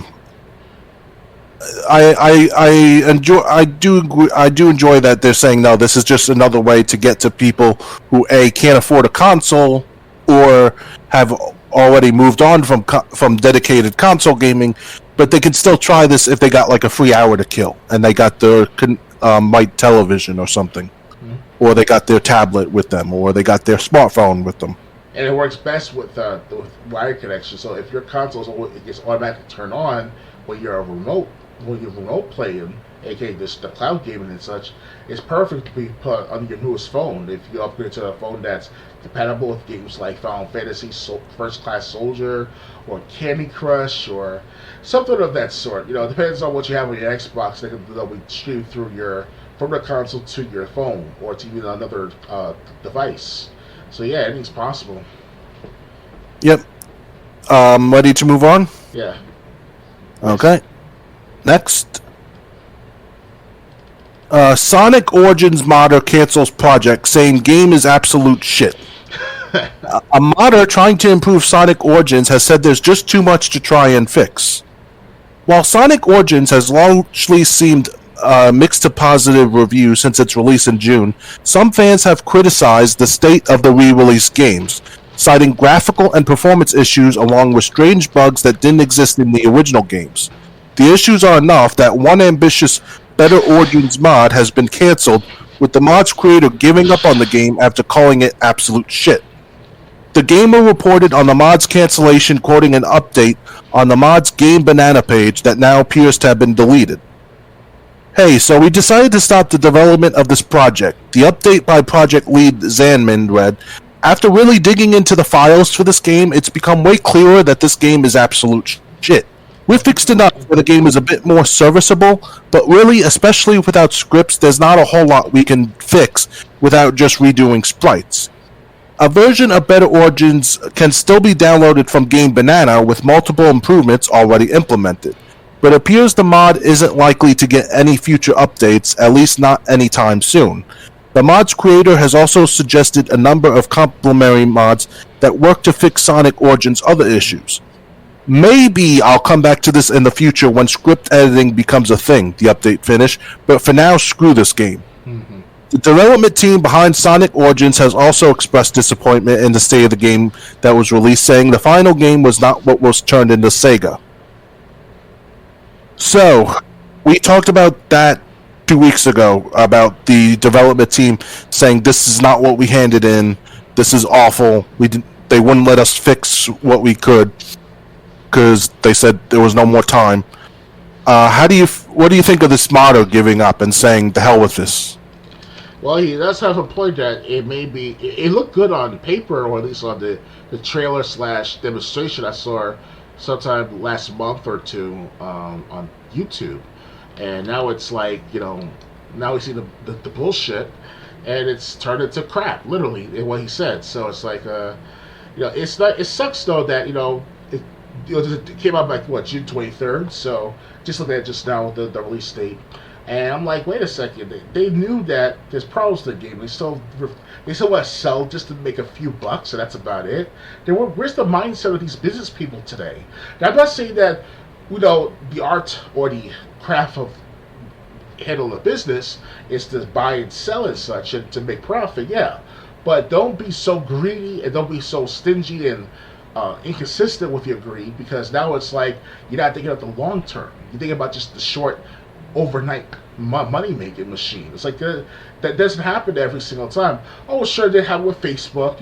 Overnight it became a big social media sensation of sorts for a while. But then, in the long term, it's like it plateaus after a while. That's a good thing at first. That's the nature of any company of selling a product or service. It has its rise, has a peak, and it plateaus after a while. Then it decreases down to nothing, or if ever, it decreases down to nothing. That's the cycle of any form of business you do, product or service. So that's what these creators, or at least the investors of Sonic Origins, should have waited a few more months, perfect the problems with the game, and then that's it. You get a good product that'll last for how many decades, years even.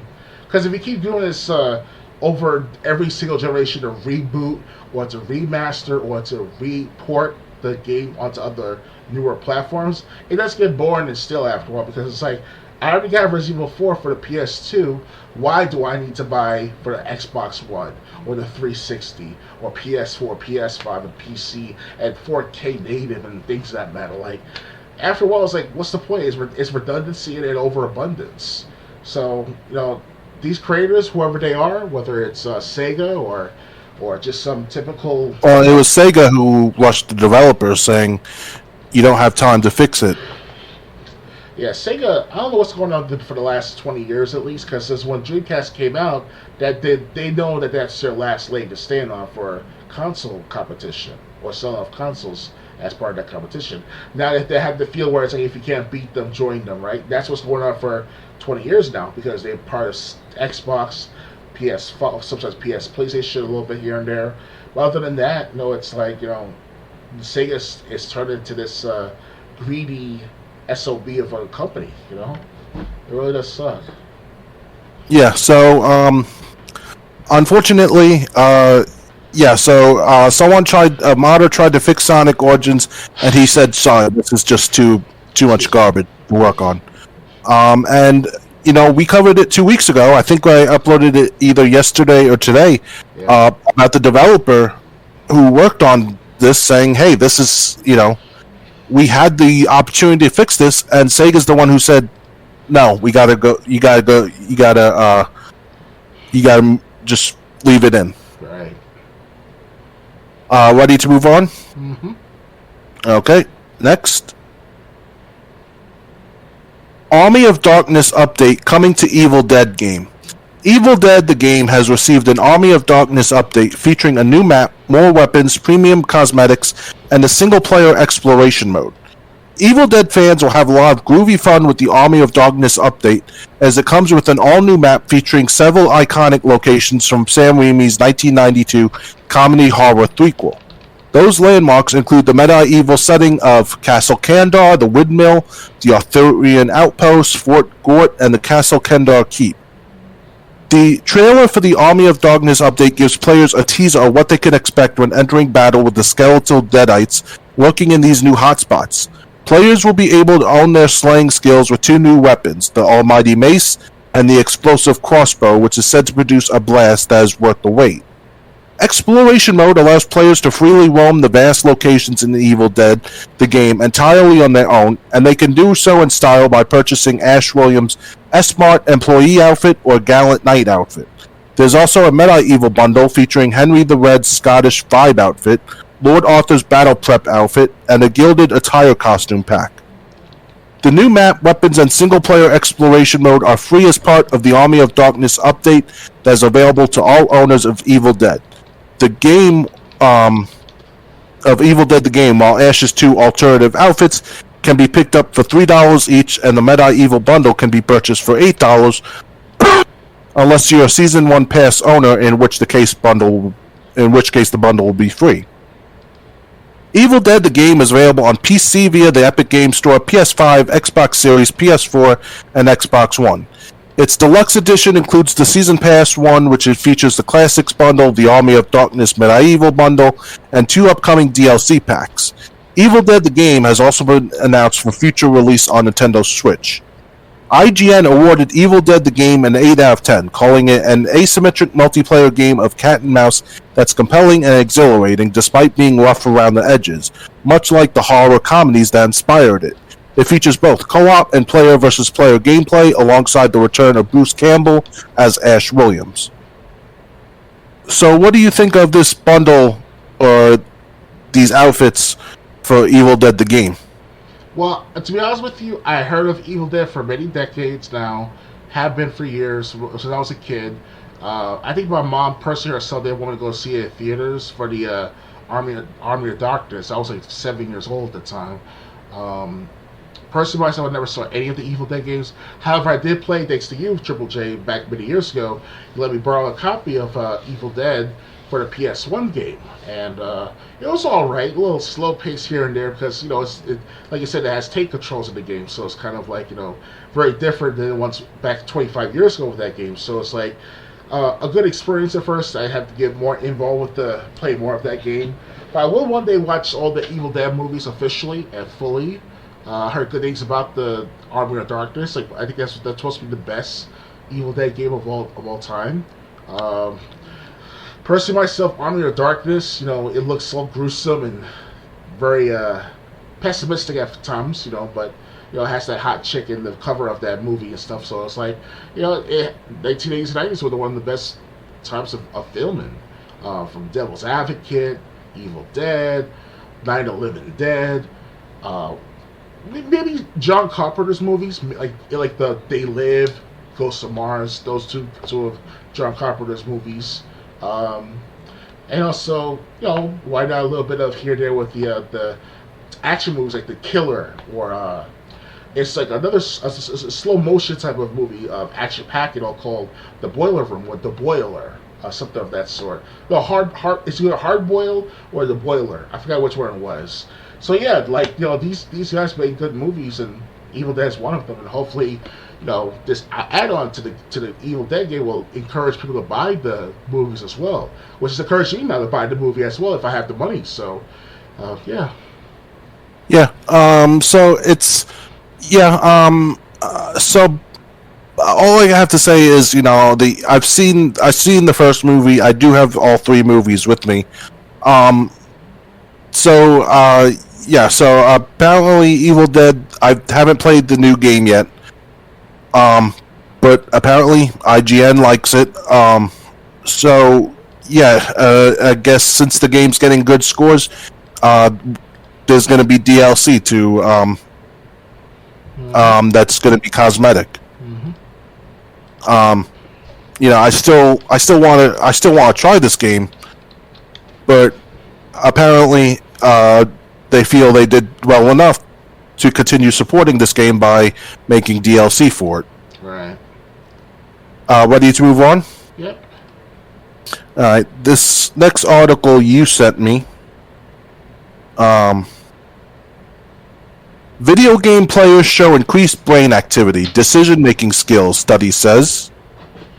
Let me get...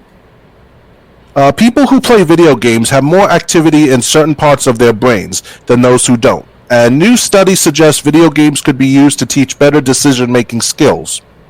Researchers at Georgia State University looked at 47 college-age participants for the study, 28 video game players and 19 non-players. Using functional magnetic resonance imaging, researchers found that video game players had enhanced activity in key regions of the brain and superior sensorimotor decision-making skills. Recorded. Sorry about that. Oh, sorry about that, James. That was my aunt.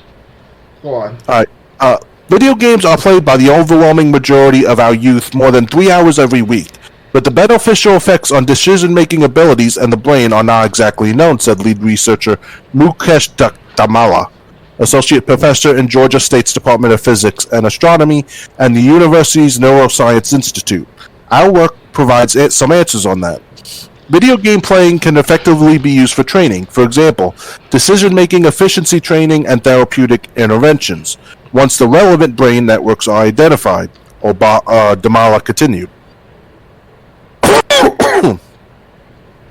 Participants were placed inside an fMRI machine with a mirror that allowed them to see a cue immediately followed by a display of moving dots. They were asked to press a button in their right or left hand to indicate the direction the dots were moving, or resist pressing either button if there was no directional movement. The study found the video game players were better than non-players in both speed and accuracy of responses. This lack of speed-accuracy trade-off would indicate that video game playing is a good candidate for cognitive training as it pertains to decision-making, the authors wrote. The findings were detailed in a paper called Video Game Players Have Improved Decision-Making Abilities and Enhanced Brain Activities and published in the Neuroimage Reports Journal. These results indicate that video game playing potentially enhances several of the processes for sensation, perception, and mapping to action to improve decision-making skills. These findings began to illuminate how video game playing alters the brain in order to improve task performance and their potential implications for increasing task-specific activity. That's the end of the article. Since you suggested this one, I'll let you respond say what you have to say about this article first.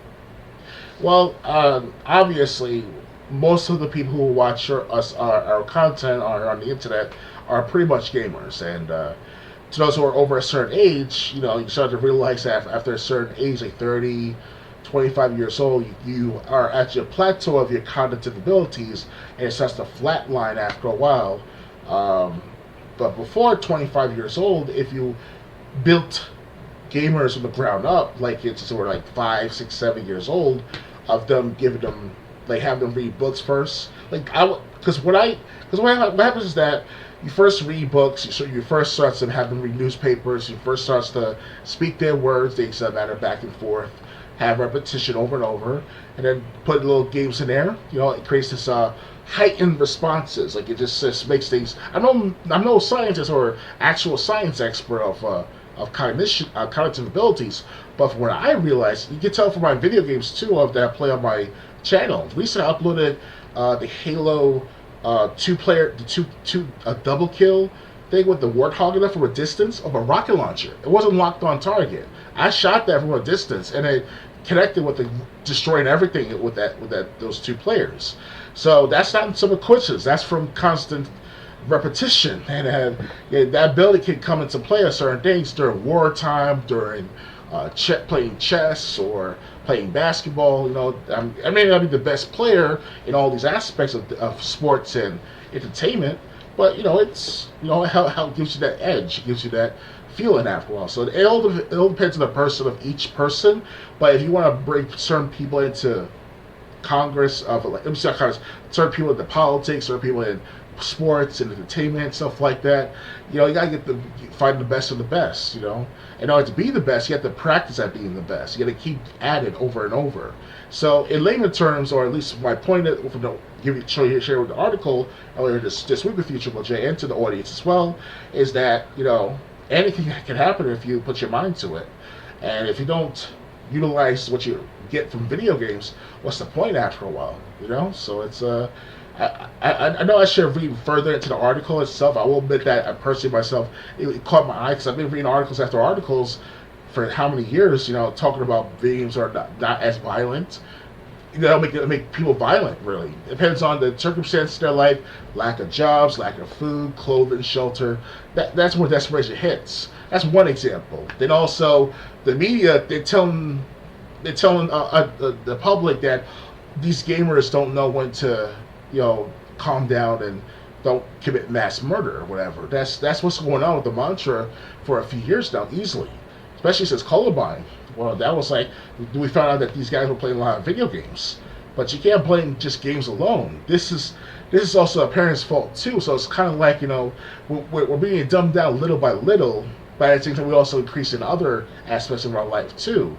We're not having the best life like our parents did, going out there traveling the world and exploring and meeting different people, whatever. But now we got the internet, you don't really have to have that constant quality of life like that. It's different. It's a different dynamic now.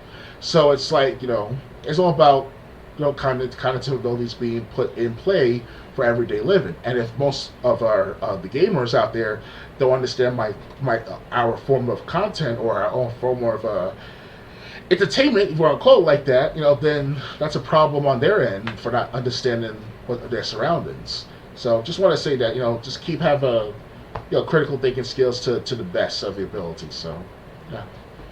Okay. When you sent me this report, it reminds me of other studies I heard. This was like years ago. This was maybe 15, 20 years ago. Of studies that say that games could be a good way of preventing Alzheimer's disease. Because what most people don't know about Alzheimer's, one of the causes is a relaxed brain, where you don't use your brain, where you basically stop using your brain, and over a prolonged period of time, it's like your muscles. You stop using your legs are eventually not going to work when you want them to. The brain is the same thing. If you're not using your brain, it's eventually could lead to someone having Alzheimer's as one of the causes. And they said the best way to combat Alzheimer's basically is to prevent it, and the best way to prevent it is playing video games. Now, I'm not saying any video game would work, but games like Brain Age, which is all about riddles and teasing your brain, or crossword puzzles that makes you actually think. Anything that makes you actually think would be a good way to combat Alzheimer's, is what they said. Brain Age, that's a quiz game. I bet any quiz game would work, even Jeopardy. So video games, it's a shame that a lot of the detriments get a lot of spotlight, but not the benefits. It feels like there's a lot more benefits than there is detriment. Oh, yeah. Ready to move on? I also want to say too about the cognition abilities at first as you develop in video games. It also can turn into a form of an ESP. And obviously, ESP stands for extrasensory protection, perception. Excuse me, extrasensory perception. And yeah, it can be a very good moment of alertness and highness in a matter of what's going on around you. Because I will admit this though, I live surrounded by in a dangerous neighborhood, and in my part of where I live, we have our own tennis courts, such and such. We have our own recreation room, greedy room, and stuff like that. So it's not some rinky dink, ghetto or trailer park, whatever to call it. So it's like, it.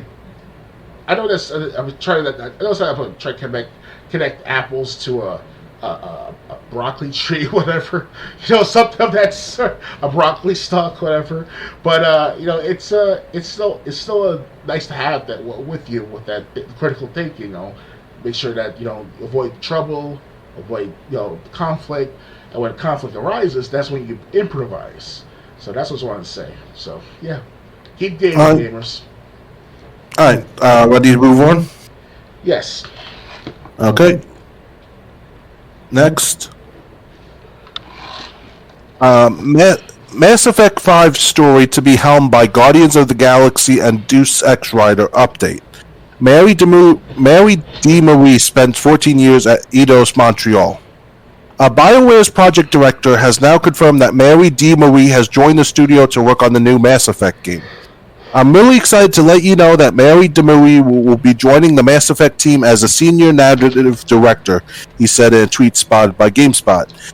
DeMarie will therefore stick to her sci-fi lineage, having previously led the narrative for the Guardians of the Galaxy and the Deus Ex games. Guardians of the Galaxy and Deus Ex prequel writer Mary DeMarie had joined Mass Effect and Dragon Age developer BioWare. As reported, she had previously spent more than 14 years at Eidos Montreal, where she was the narrative director and lead writer on Deus Ex Human Revolution and Deus Ex Mankind Divided. Most recently, she created the story of 2021's Guardians of the Galaxy, which won Best Narrative at the Game Awards last year. DeMarie announced the switch to BioWare on her LinkedIn page, revealing her new position as a senior narrative director. It's unclear what games DeMarie will be working on, but we know that BioWare is currently developing Dragon Age, Dreadwolf, and a new Mass Effect. So, and the update is that she is working on that. What do you think about this person who worked on Deus Ex and Guardians of the Galaxy now working on the new Mass Effect game? Well, is he the original creator of the first two, if not three, the Deus Ex games? She was the. Let me go back to the article. She said they said that she was the one who. She's the one who led the narrative for the Deus Ex games. Okay. She was the narrative director and lead writer for the Deus Ex games. Oh wow! If you refer to the PS2 games, then that's interesting. Now, I will admit I never played the Deus Ex games yet. I should have actually had it available for the Game Pass. It was at one point available for the Game Pass in one of those Deus Ex games, especially the one after 2016, then 2019, 2018. So, what's called Deus Ex Human Evolution and Deus Ex Mankind Divided. Those are the most recent games that came out for the Xbox One and the PS4. Heard good things about those games. The saying goes at the end of the trailer, "I'll never stop finding." And he has a point. We're still finding things. We're still pursuing for the greatness out of mankind, whether good or bad. And look at our nuclear arsenal in the United States, or something that's grander as because it had for Albert Einstein with his relativity and such, so on and so forth. You see that it's a good and bad. It's a yin yang type of effect. So it's that's gonna be interesting to see Mass Effect 5 being overseen by the narrative of the storytelling by the same lady who made or took part in creating the first Deus Ex games. So imagine. And not to mention, she was also the story. She was also in charge of the story for the Guardians of the Galaxy game, and that game won Best Storytelling Game of the Year. So, wow. I think the new Mass Effect game, Mass Effect 5, is in good hands. What is her name again? Mary D. Marie. Oh well, and she gotta be at least in her 50s by now, right? I guess, yeah. Because yeah, I remember that the Well, first they series. said she spent. Well, she's at least got to be in her 30s because they said she spent like 14 years at Eidos Montreal. Okay, because back So in if she started working there when she was 20, she'd be in her mid 30s right now. okay, because yeah, we have to remember though that back in 2000 what 5 2004 3 Day Sex, the very first Day Sex game came out for the PS2 and for the original Xbox. That's time I checked. That is so. All right. Well, I think Mass Effect is in. I didn't even know they were making a Mass Effect 5, to be honest. But it seems like it's in good hands now. Mm-hmm. Ready to move on? Mm-hmm. Okay. Next, the new Skate will be a free-to-play title. A new developer diary has revealed that the new Skate title, which has been officially dubbed simply Skate, period included, will be a free-to-play game. A lengthy update video divulged a number of details, including an idea of how monetization will look and why developer Full Circle chose to go to the free-to-play route. Full Circle creative director Cuz Perry explains the decision to go free-to-play stems from the team's desire for players across all platforms and budgets to easily access its upcoming skateboarding simulator. It also wants to keep the community together, citing how DLC and previous Skate titles splintered the player base. To that end, Skate will support cross-play and cross-progression across consoles, PC, and mobile. As a free-to-play game, Skate will have microtransactions, but the team wants to remain friendly to players. The designers emphasize that Skate is not pay-to-win and will not have paid loot boxes. Furthermore, map areas will not be locked behind paywalls. Cosmetics will be the focus of monetization, though you can still unlock these items traditionally. The team says it's examining games like Apex Legends as points of reference for its monetization model. Full Circle describes Skate as neither a sequel nor a reboot, but rather something closer to a live service title that the team plans to support with new content and improvements for years to come. There won't be a Skate 5 through 10, says Pari. We won't be pumping them out all the time. This game will also support a large number of players for its multiplayer, and Skate includes new cooperative building areas that allow them to construct a variety of imaginative skate parks and structures. This summer, a select batch of players can playtest an early version of Skate by signing up to become a Skate Insider on the game's website. As for the launch, the team reiterates that Skate will arrive when it's ready, so don't expect it anytime soon. Skate will be available on PlayStation and Xbox consoles, PC, and mobile devices. What do you think about Skate going free to play? That's interesting at first, but the problem, if they come out with Skate 4 as free to play, then it's like a live service game most likely. Because for the last at least 3 years now, everything's been a live service or turned into live service video games from Apex Legends, Fortnite, H1Z1, and so on and so forth. And even PUBG, I heard too. So that in addition to this, what you mentioned with that game, Skate, like the Skate games, it's kind of taking a risk because because we gamers, as over 30 years old that is, we still believe in like the full copy of owning the game and having able to play anytime, anywhere, rather than through the internet. Because let's face it, the internet still has its imperfections at times, and it goodness forbid if Xbox had another shutdown like PlayStation did back in the 2010s, that it's gonna be all over. Like what's the point? Like you're spending like $60, $70, $80 for a game, sometimes even $150 at one point, and that game would specifically need a day one patch. That game specifically needs something of a sort to entice the game to play properly. And if you don't have that full game experience or the full ownership of the game, it's not going to work well in the long term, because most people are not going to spend thousands upon $1,000 like I have personally myself and expect to buy live service games with a free to play and stuff like that with the microtransactions, the skins, the things that matter. So it's kind of like a waste of money right there. I'd rather just buy gold and silver at that point and just double up my, investments, Screw it. You know what I'm saying? Like, it's kind of like the NFTs just at first. I mean, and the NFTs, I'm sure they have some kind of value eventually, but it's not going to be like that huge solidified thing not Bitcoin. Bitcoin has its moments too, but Bitcoin still is a serious investment of sorts still to the majority of computer users at least. So yeah, it's iffy, but for them to do free to play for the skate games, but let's see what happens. Yeah. You know. Well, like they said, nothing that the only thing you'll be paying for is cosmetics. So probably outfits, maybe skateboard designs will be what you pay for. They said it's not going to be pay to win. Yep. Levels will not be locked behind paywalls either. So you know, especially with the cancellation of Tony Hawk Pro Skater 3 and 4, that looks like it'll never come out. Yes. Maybe this free to play game will fill the void. You know, and if they stay true to their plans, I see no problem with the free to play model.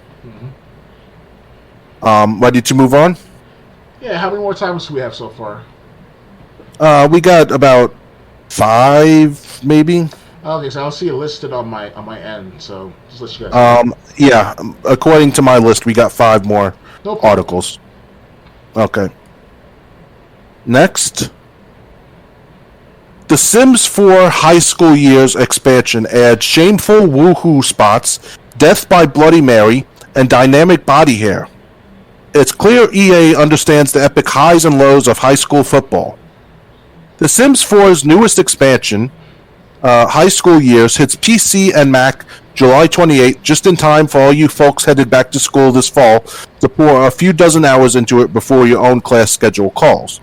GameSpot recently got the chance to participate in a hands-off preview of the game and found it to be an impressive addition that introduces quite a few new features while also overhauling some out-of-date systems. At the center of the expansion is Copperdale High, a Middle America-style high school inspired by CW shows Euphoria, First Bite, and 90s teen comedies. You will now be able to follow your teen Sims as they attend the school in a manner similar to Back to Work's active careers, with the added bonus of being able to control multiple Sims while away. While on campus, your Sims can personalize their locker, attend classes, mix and mingle with their fellow teens and teachers, and even plan out their promposals. Your Sim will also be able to join various after-school activities, including the chess club, computer club, cheerleading team, and football team, all of which will help them get better university offers upon graduation. You'll also be able to raise quite the ruckus as well, with options to pull pranks, initiate rivalries, and even ditch class. Be warned, however, as all these actions have consequences, ranging from a little after-school detention to being unable to graduate. If your Sim is unable to graduate, you'll be forced to get a high school degree online as an adult, and will be locked out of university and certain career paths until you do. Away from school, your teen Sims will be able to further develop a new type of relationship, crushes, and battle with their parents and hormones. Sims can also now sneak out and visit the DLC pack to new locations, Thrumbah Pier and Thrifty. At the pier, quite a few new mess around and woohoo spots are available to your Sims, including the Tunnel of Love, a haunted house, and a photo booth. However, if you get caught, you could very well be banned from going on the rides for a long, long time. In fact, this could even lead to your Sims developing fears, a new feature that makes your Sims hesitant to do certain things based on their past experiences. Particularly, fearless Sims can test out the Bloody Mary urban legend, though it could very well be the last thing they ever do. To help guide your young Sims through all this turmoil are 4 new teen-only aspirations: Live Fast, Drama Llama, Admired Icon, and Goal-Oriented. Sims living fast aim to be renegades and rule breakers, while Drama Llamas live for breakups, shakeups, and makeups. Admired Icons strive to be popular and influential, while goal-oriented Sims seek to use their high school career to get ahead later in life and put a lot of emphasis on good grades, extracurriculars, and taking in cash. Your teen Sims can earn money through the 2 new side hustles that have been added to the game: Simfluence and Video Game Streamer. Simfluencers are popular Sims who can earn quite the chunk of change selling their outfits at the game's new thrift store, Baba Spot Thrifty, and have a powerful social media presence. Video game streamers can set the old LED lights and hop on their computer to stream games to their loyal subscribers and can even carry the career into their adult lives as well. A streaming career isn't the only addition coming to Adult Sims. The in-game social media platform, Social Bunny, will be available to all Sims once they become teenagers, as well as a more modular-looking cell phone. Sims will have access to the socially awkward trait, be able to enable hair growth, including arm, leg, back, and torso hair, and alter their fashion preferences and character creation. However, the most important addition might just be the massive sexuality update headed to the Sims 4 base game once high school years launches. Once implemented, Sims will be able to choose what genders they are romantically attracted to, what genders they are sexually attracted to, and if they are interested in exploring their sexuality further. This allows players to create Sims that are firmly straight, gay, bisexual, aromantic, and asexual, or if they select they are still exploring the sexuality, malleable Sims whose sexuality will be impacted through social interactions. As such, inactive Sims will now be able to perform relationship-altering interactions on your Sims, including asking members of your current household to be their partner and even breaking up with them. Right now, the attraction feature is limited to a gender binary due to the mechanical limitations of the game, according to the Sims team. However, the team assured journalists this isn't the finish line, but this is a very important version 1. Only a few short weeks are left until all these features hit The Sims 4, allowing us to live out our Riverdale and Euphoria dreams. You can purchase The Sims 4 High School Years for $40 when it hits PC and Mac on July 28th. Until then, be sure to check out our recreation of Twilight using The Sims 4 Werewolves.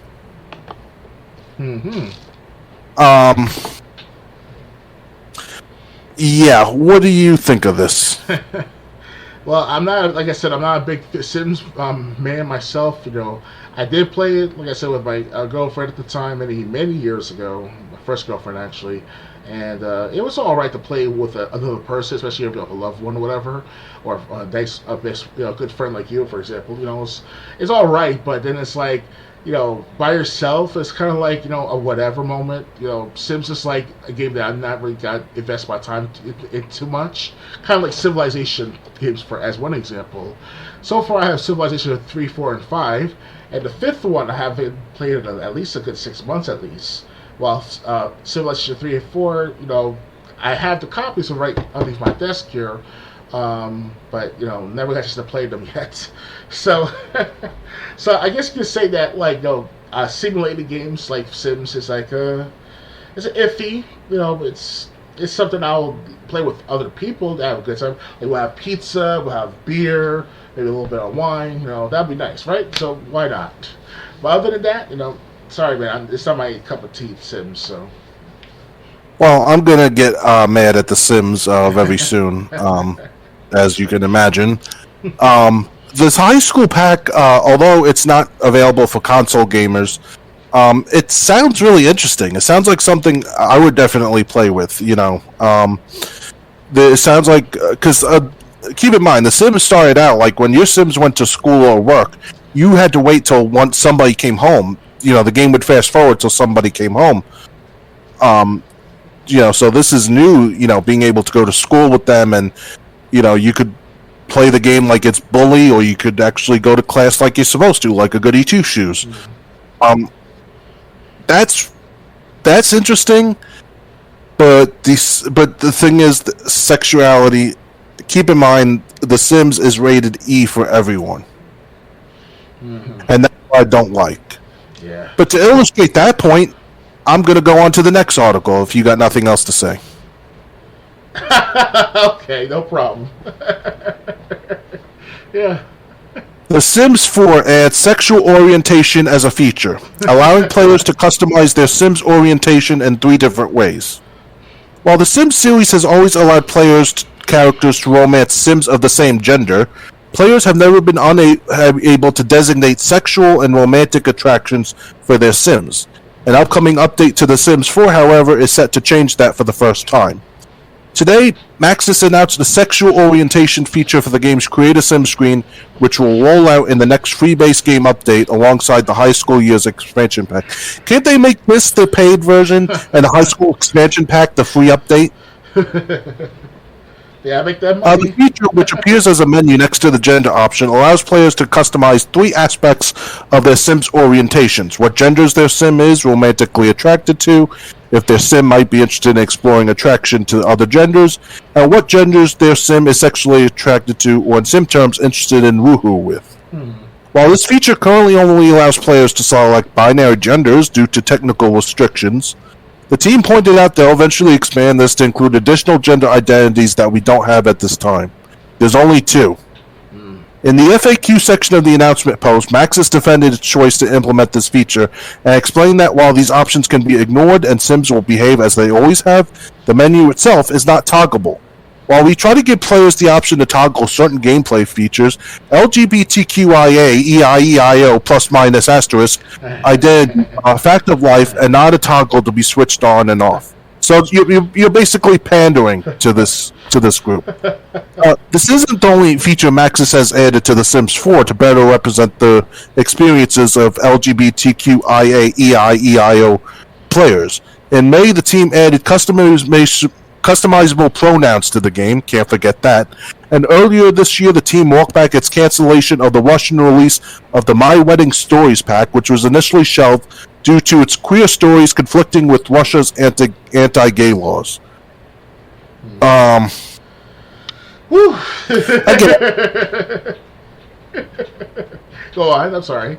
I don't want to blow out anyone's speakers, so I'm gonna try to say this very calmly and slowly, so I get my point across. Go on. There's only 2 genders. Uh-oh. Triple H's gonna get crucified. There's male and there's female. Everyone who looks in their pants either has a sausage or a biscuit down there.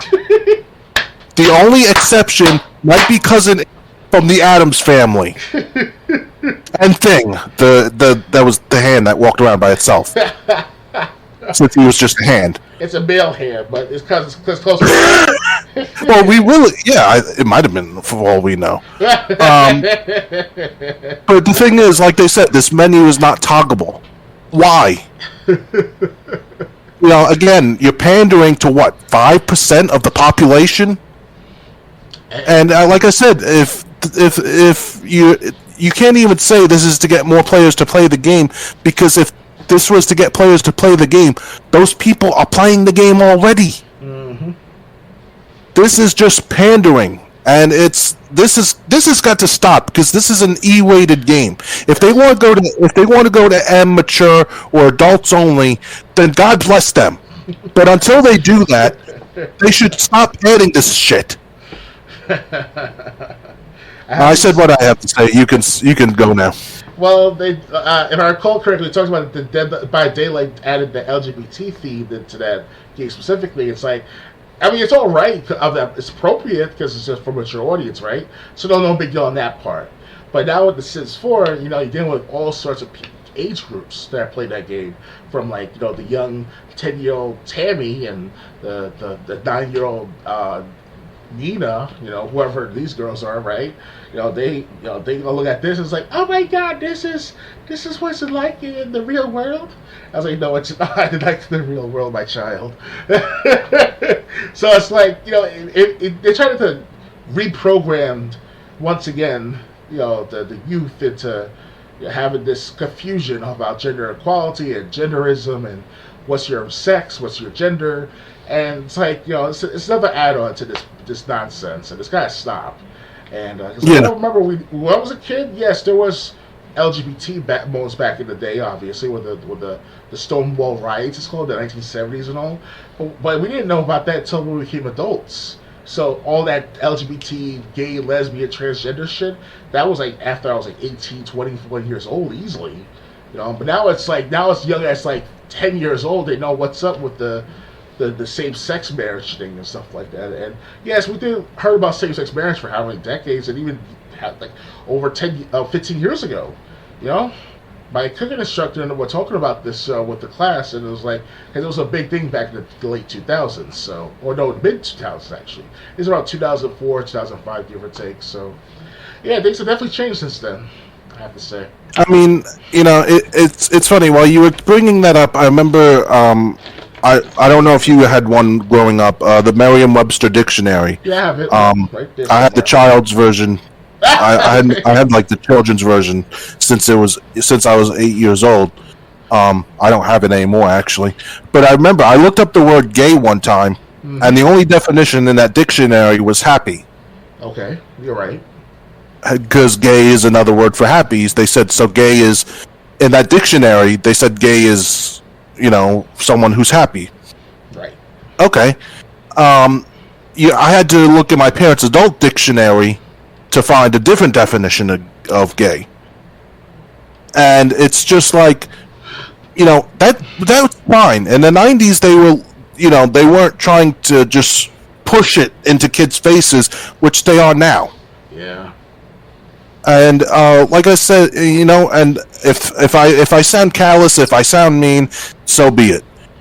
Just because, basically, if you change your sex, you're just playing pretend. I could put on a dress. Doesn't make me a woman. Speaking of dresses, when I was, I can even get the supposed sex change. That doesn't mean I'm going to be able to bear children. They actually mentioned it's all that. cosmetic. Speaking of what's going on with the conference and stuff with the Senate and all, after the last few days, they actually had some professor, I think you heard about it by now, where professor saying that men can have children and woman is the same as men and stuff like that. They brought an actual professor specializing in this stuff. It's ridiculous. They turned the next generation into these these confused, into these idiots, basically. Confused idiots at best, Yeah. Very confusing. And it's like that's why I'm I always was happy when I went after high school that we went to high school, that we went to junior high, because I always thought the social interactions with other people was important. That's how you became friends. That's how we became friends, I think, in phys ed class, and then we both discovered we were wrestling fans, and it's like, hey, that's something else we have in common. Yep, and video games too. But now I'm starting now with what I'm hearing in schools and what they want to push in schools. I'm starting to say, hooray for homeschool. Yes. And maybe Catholic school, because I don't think Catholic school would push this kind of stuff either. Actually, I'm hearing that some pastors in the Christian denomination, whether it's Episcopal, whatever it's called, or Episcopal, Mormons, you name it, they actually have like some schools pertaining to that religious sect to not promote, but to show the information. One example: parents, start homeschooling your kids, and if I can say people behind the Sims 4, cut this out. Yeah. Ready to move on? I want to say though that there's a pastor in Harlem. He called himself, his name is called Pastor James Manning, and he used to be against the LGBT stuff for years upon years. But for the last, since when Donald Trump became a president, he actually became more of a more allowance of the matter to the LGBT community. Like he'll let them into the church. So it's kind of like if he's not the only one who's doing this. So he's one of the most well-mentioned pastors.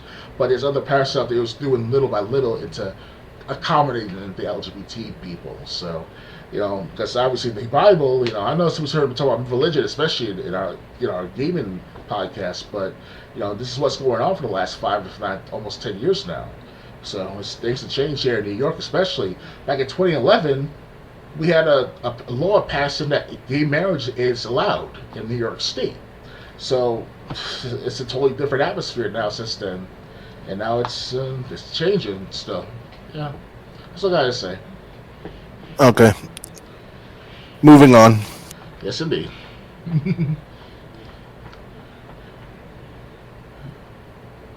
Hold on. Are you up to Rumble Feathers? Rumble. Actually, yeah, that's Rumble. That's the next one I'm coming up. Rumbleverse, the pro wrestling battle royale, launches August 11th. Iron Galaxy Studios has confirmed when the gates to Grapple City open for good. After multiple betas and tech tests, Iron Galaxy Studios has confirmed players will be able to return to Grapple City and Rumbleverse next month. The free-to-play Rumbleverse will launch August 11th on console and PC, a date confirmed by both the developer Iron Galaxy and publisher Epic Games, with the first season of new content scheduled to begin 1 week later on August 18th. Rumbleverse was first revealed at the Game Awards last December with the initial launch date of February 15th, but the game was delayed soon afterward. Iron Galaxy and Epic Games have held multiple stress tests since the reveal, the first held on February 22nd and the most recent occurring July 8th through 10th. Rumbleverse is a 40-player battle royale where players take on the role of custom-made pro wrestlers fighting across Grapple City. Wrestlers can find weapons like bats and folding chairs, climb skyscrapers across the city, and perform high-impact moves like suplexes and power bombs from the top of buildings onto the streets below. Rumbleverse will launch August 11th on Xbox Series, Xbox One, PS4, PS5, and PC via the Epic Games Store. The game will support cross-play and cross-progression at launch. So, what do you think of this wrestling game? Well, if I recall correctly, this Wrestler Battle Royale game was called. Is that from what company exactly? Do you know which wrestler promotion? It's not from a wrestling company. Okay. Or it's not. It's going to be all made up wrestlers by the players. Oh, okay. That's going to be taking a risk right there, because if you have this random wrestling game coming out, it's all made up characters. It's not going to connect well with the game. Well, the way I see it, it's going to be all made up characters from other people. Right. All right then. So and come on, someone like you, I still remember your created wrestlers from SmackDown versus Raw. Ghetto Man, Miss Chang, J, K, and L with the misspelling at the same time. Kind of weird for me to do that. Torpedoes. Yeah, the men having breasts, the women having torpedoes. I was trying to get banned by Twitch, both you and I. Like, oh my god, he actually made those things? Like, yeah, they were back. They really, really were very creative with our children back then. We were kids. We were like, yeah, whatever. The bigger the better, right? But on the serious, and you women were super powerful. Yeah, like able to like do like a fucking like a military press on Batista and shit. Yeah, and this is back when weight limits in games actually meant something. This is before the SmackDown vs. Raw, by the way. So this is SmackDown shut your mouth, and then SmackDown here comes the pain. Yeah, but in those games, you couldn't, like, if you were playing like Trish Stratus versus Albert, you couldn't lift Albert if you were Trish Stratus. Of course. You had to resort to like drop kicks and aerial attacks from the top rope and running attacks. Chair shots. At least until you got him down, then you could do like leg submissions, arm submissions, whatever. Yep. That's something. But your character would be female and still lifting the biggest guys in the game. Yeah, above her head. Stronger than China, literally. Rest in peace, China. Ready to move on? I want to say this, though, that this Rumble verse, you want to call it like that, it's a risky. Let's be serious for a moment. Let's for a second here. Rumble verse sounds like a random wrestling game that's just not connected well with the audience who are into wrestling, like myself. Because I used to watch wrestling on a constant basis when I was younger. But after a certain age, life comes in, you got work, you got school, you got paperwork to take care of, bills. And it's like, when you see some made-up wrestlers in a video game, you're like, who are these people? I can't connect well with them. Yes, I can make a wrestling game, but it's usually associated with the company, like World Wrestling Entertainment, AEW, was it AAA or AWW? Yeah, one of those. Triple A had a game. Yeah, so it's like that you can connect with those wrestlers because of Ric Flair, Batista, Triple H, The Undertaker, Kurt Angle, The Rock. the Hardy Boys, the Dudley Boys, Edge Christian, fucking the Mexicools later on in the 2000s. Rey Mysterio's direct debut in the WWE and stuff like that. He defeated Bam Bam Bigelow in WCW in 2000. That was well over 22 years ago now. You know, these are moments that I can connect with, and I'm like, oh, I remember Rey Mysterio. Oh, I remember Kurt Angle. Let me make another wrestler pertaining to these guys. Like, it's cross-reference, you know? But when it comes to Rumbleverse, this game is like, I'll buy it for like $10, and that's about it. I'll play for a few minutes, and that's about it, see how good it is.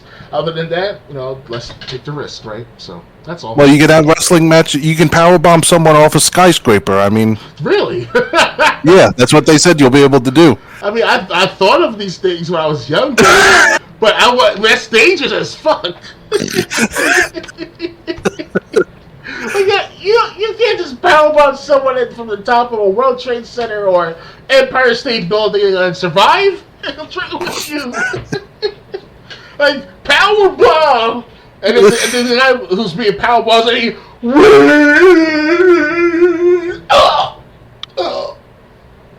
Well, if you remember WWE All-Stars, that was a fun game, and that was like when Randy Orton would go for an RKO, he jumps up like 20 feet in the air. Yeah, that was crazy shit right there. Over-exaggerated. It's good, it's good. Hell, I wish I could do something like that if I was a wrestler in real life. Yeah, so I mean, you know, I'm interested. I want to see what this game is going to be like when it comes out in August. Yeah, definitely. Ready to move on? Yes, indeed. Okay, only a couple more stories to cover. Sure thing.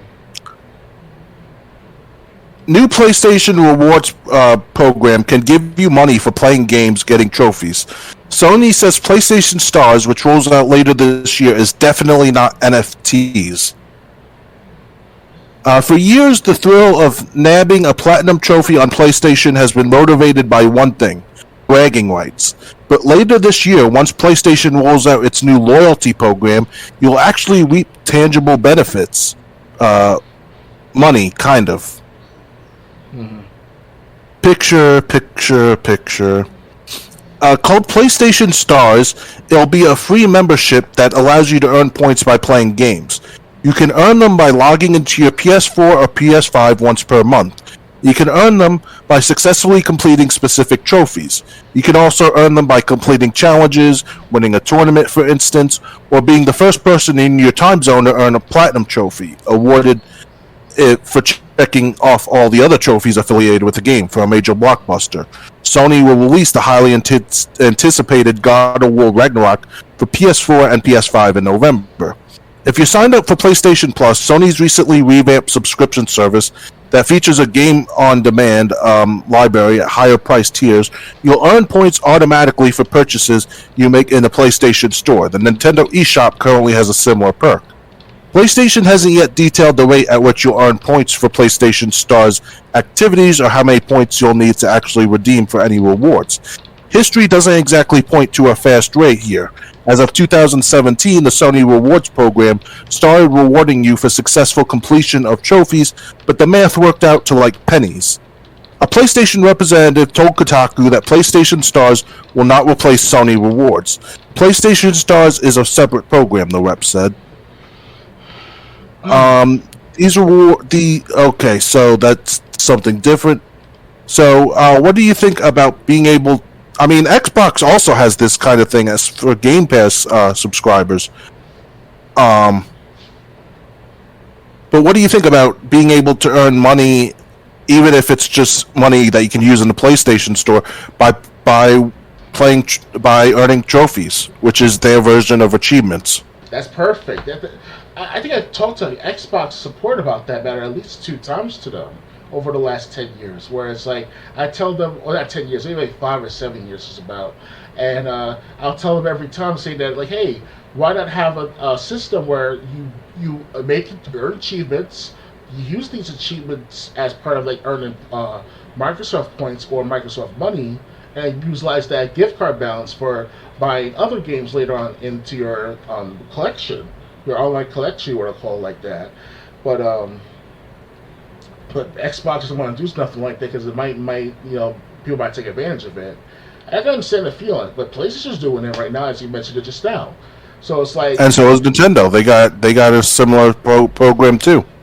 so hopefully Xbox they may be late to the game, but eventually they might give in. Hopefully. But to be fair, I mean, when you consider okay, it's not achievements, but I mean, do have Quest where you got to play certain games and fulfill certain guidelines to get points that you can redeem for food gift cards, different restaurants, or you can get Xbox gift cards, or you can get a free month of PlayStation of a free month of Game Pass.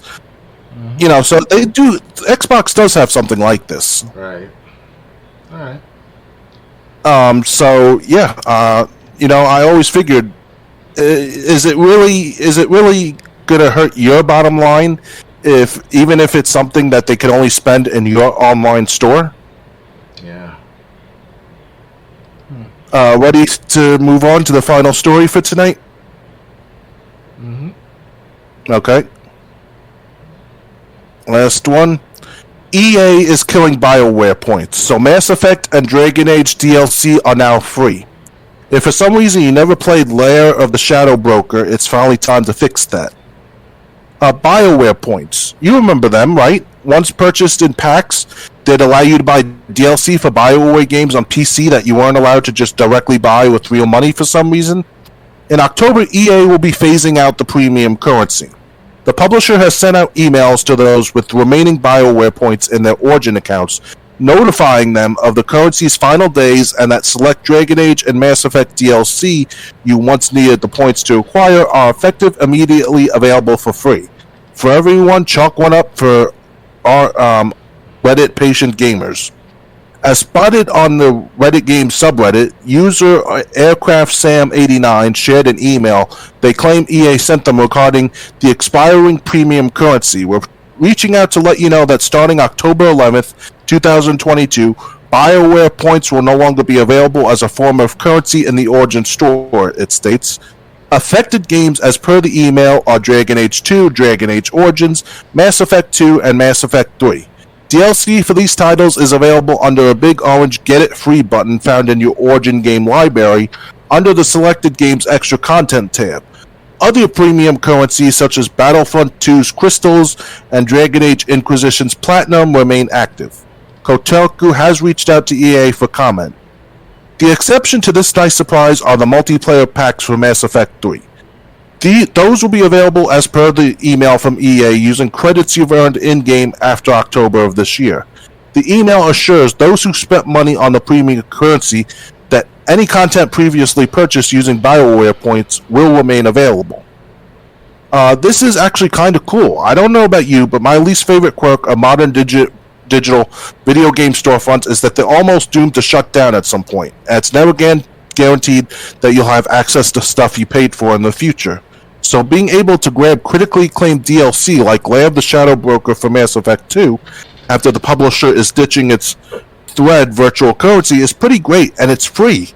This is on top of the fact that, well, unlike some of the publishers out there, EA is content with allowing older versions of its software to remain accessible while more polished experiences, Mass Effect Legendary Edition, are out there. The conversation about access to and preservation of aging digital goods is ongoing, with many different attempts at persevering the legacy of video games. So long as publishers like EA still hold the keys to content once only available via the internet on exclusive storefronts, their participation in making these works accessible is essential. So, what do you think about DLC basically becoming free for like Mass Effect and Dragon Age games? Now that's nice because I currently own. I don't think if you want to call it owning. I currently have the Game Pass feature of the Mass Effect 1, 2, and 3, as well as Dragon Age 1 and Dragon Age 2 as part of the Games with Gold. So it's a good addition to that, but with the DLC, it should be a discount for those who actually have the part with Games with Gold or Game Pass. That would be a better deal for us. Well, I mean, there is. I don't know about Dragon Age, but Mass Effect, the Legendary Edition, which is on Game Pass, is supposed to have not only all three Mass Effect games, but the DLC for those games included as well. Now that's something surprising to have. Nice. Okay. All right. So, I mean, Mass Effect, you pretty much have no reason not to play the DLC unless you don't have Game Pass. But, I mean, you know, they're saying basically whatever you spent you will still retain, but after this date, you know, this one thing that we're phasing out will be free, you know, afterwards. Okay. Because I currently still played the first Mass Effect.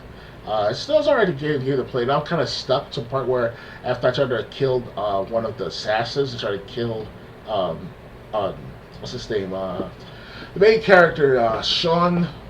What's his name again? The main character of the Mass Effect games. I'm sorry. I don't remember. Shepard. Is it Captain Shepard or Commander Shepard? Yeah, I think Commander Shepard. Yes. So we'll try to assassinate him in the first, like, I would say after 2, if not 3 hours of playing that's what happens to you. So we'll try to kill you, and because you're investigating what happened with the rogue agent from the Federation. That's what it's called at the time. And it's all in Mass Effect 1, the first 5 hours. And it's alright. You know, there are times where the most challenging part was trying to, because the assassin was right outside the club. So when he got out of the club, he had a special weapon where it blows like a fucking rocket launcher of sorts. And he has 2 other henchmen behind him or around him. So he had to kill them off first, then go after the guy, because they have the annoyance of the weaponry. Like, they'll shoot constantly with a laser, while the other guy shoots you with like a rocket launcher style weapon of sorts. It seems that way. It looks like that's the mind check. So. Okay, so I mean, you know, if you're a big fan of if you're a big fan of EA games like Mass Effect and Dragon Age, especially on the PC, this is something to look forward to. Basically, if you like those franchises, I don't have anything else to say about this. Yeah, it's something to where it's nice to have as an add-on, but not necessary at the same time if you're not a big fan into the Mass Effect games, especially with Mass Effect and Dragon Age. So, all right. So this is where we're going to end things. This was episode number 51 of the Let's Discuss Gaming podcast. Our next episode, just let me look at the calendar, will be on July 30th. July what? 30th. Oh, 30th. Okay, no problem. We'll be trying to start at 9 p.m. Eastern. Hopefully OBS will be working much better than it was tonight. So I hope you enjoyed this gaming news that we talked about. Follow me on Twitch if you did. I don't know what I'll be doing tomorrow. I definitely plan to stream something. I don't think it's going to be UFC 4. Maybe it will. If not, then I'll be playing something probably on Xbox One through Game Pass. Right. Yeah, so Dr. Games 101, anything you want to promote before we sign off for tonight? Well, if you can still see me on screen or whatever, I'll try to do some gameplay sometime tomorrow, if not Tuesday, between tomorrow and Tuesday, of the Capcom Classics Collection, Volume 2, you see on screen. I know I've been at this trying to share with this guys for a few days at a time, but now I'm trying to make time for this matter for you guys. So I did a recording earlier this week for Watch Dogs 2014, as well as a gameplay of a stream of sorts. No, it's not a gameplay stream. It's a regular stream of Big Wave's music. It's called Mitsukazuki Big Wave. He's the musician, and he's a very good remixer of sorts of different kinds of music from anime and video games. So check him out. You know, I'm not associated with him, but you know, you can see it on my Big Shoot channel. That's where you can find it. So it's called Big Wave Stream. So, all right. All right. Also, there should be a link to my Twitter in my Twitch profile. I do have a poll going on about what will be my next Total Extreme Wrestling 2020 stream. I think there's still like a day left for voting. Yeah, and so that, and obviously whatever. So far, the Invasion mod is the one that's in the lead right now. Whatever does win will be what I do on Wednesday. yeah, so I hope to see you on my next stream tomorrow. Good night, everyone. See you guys later. Bye.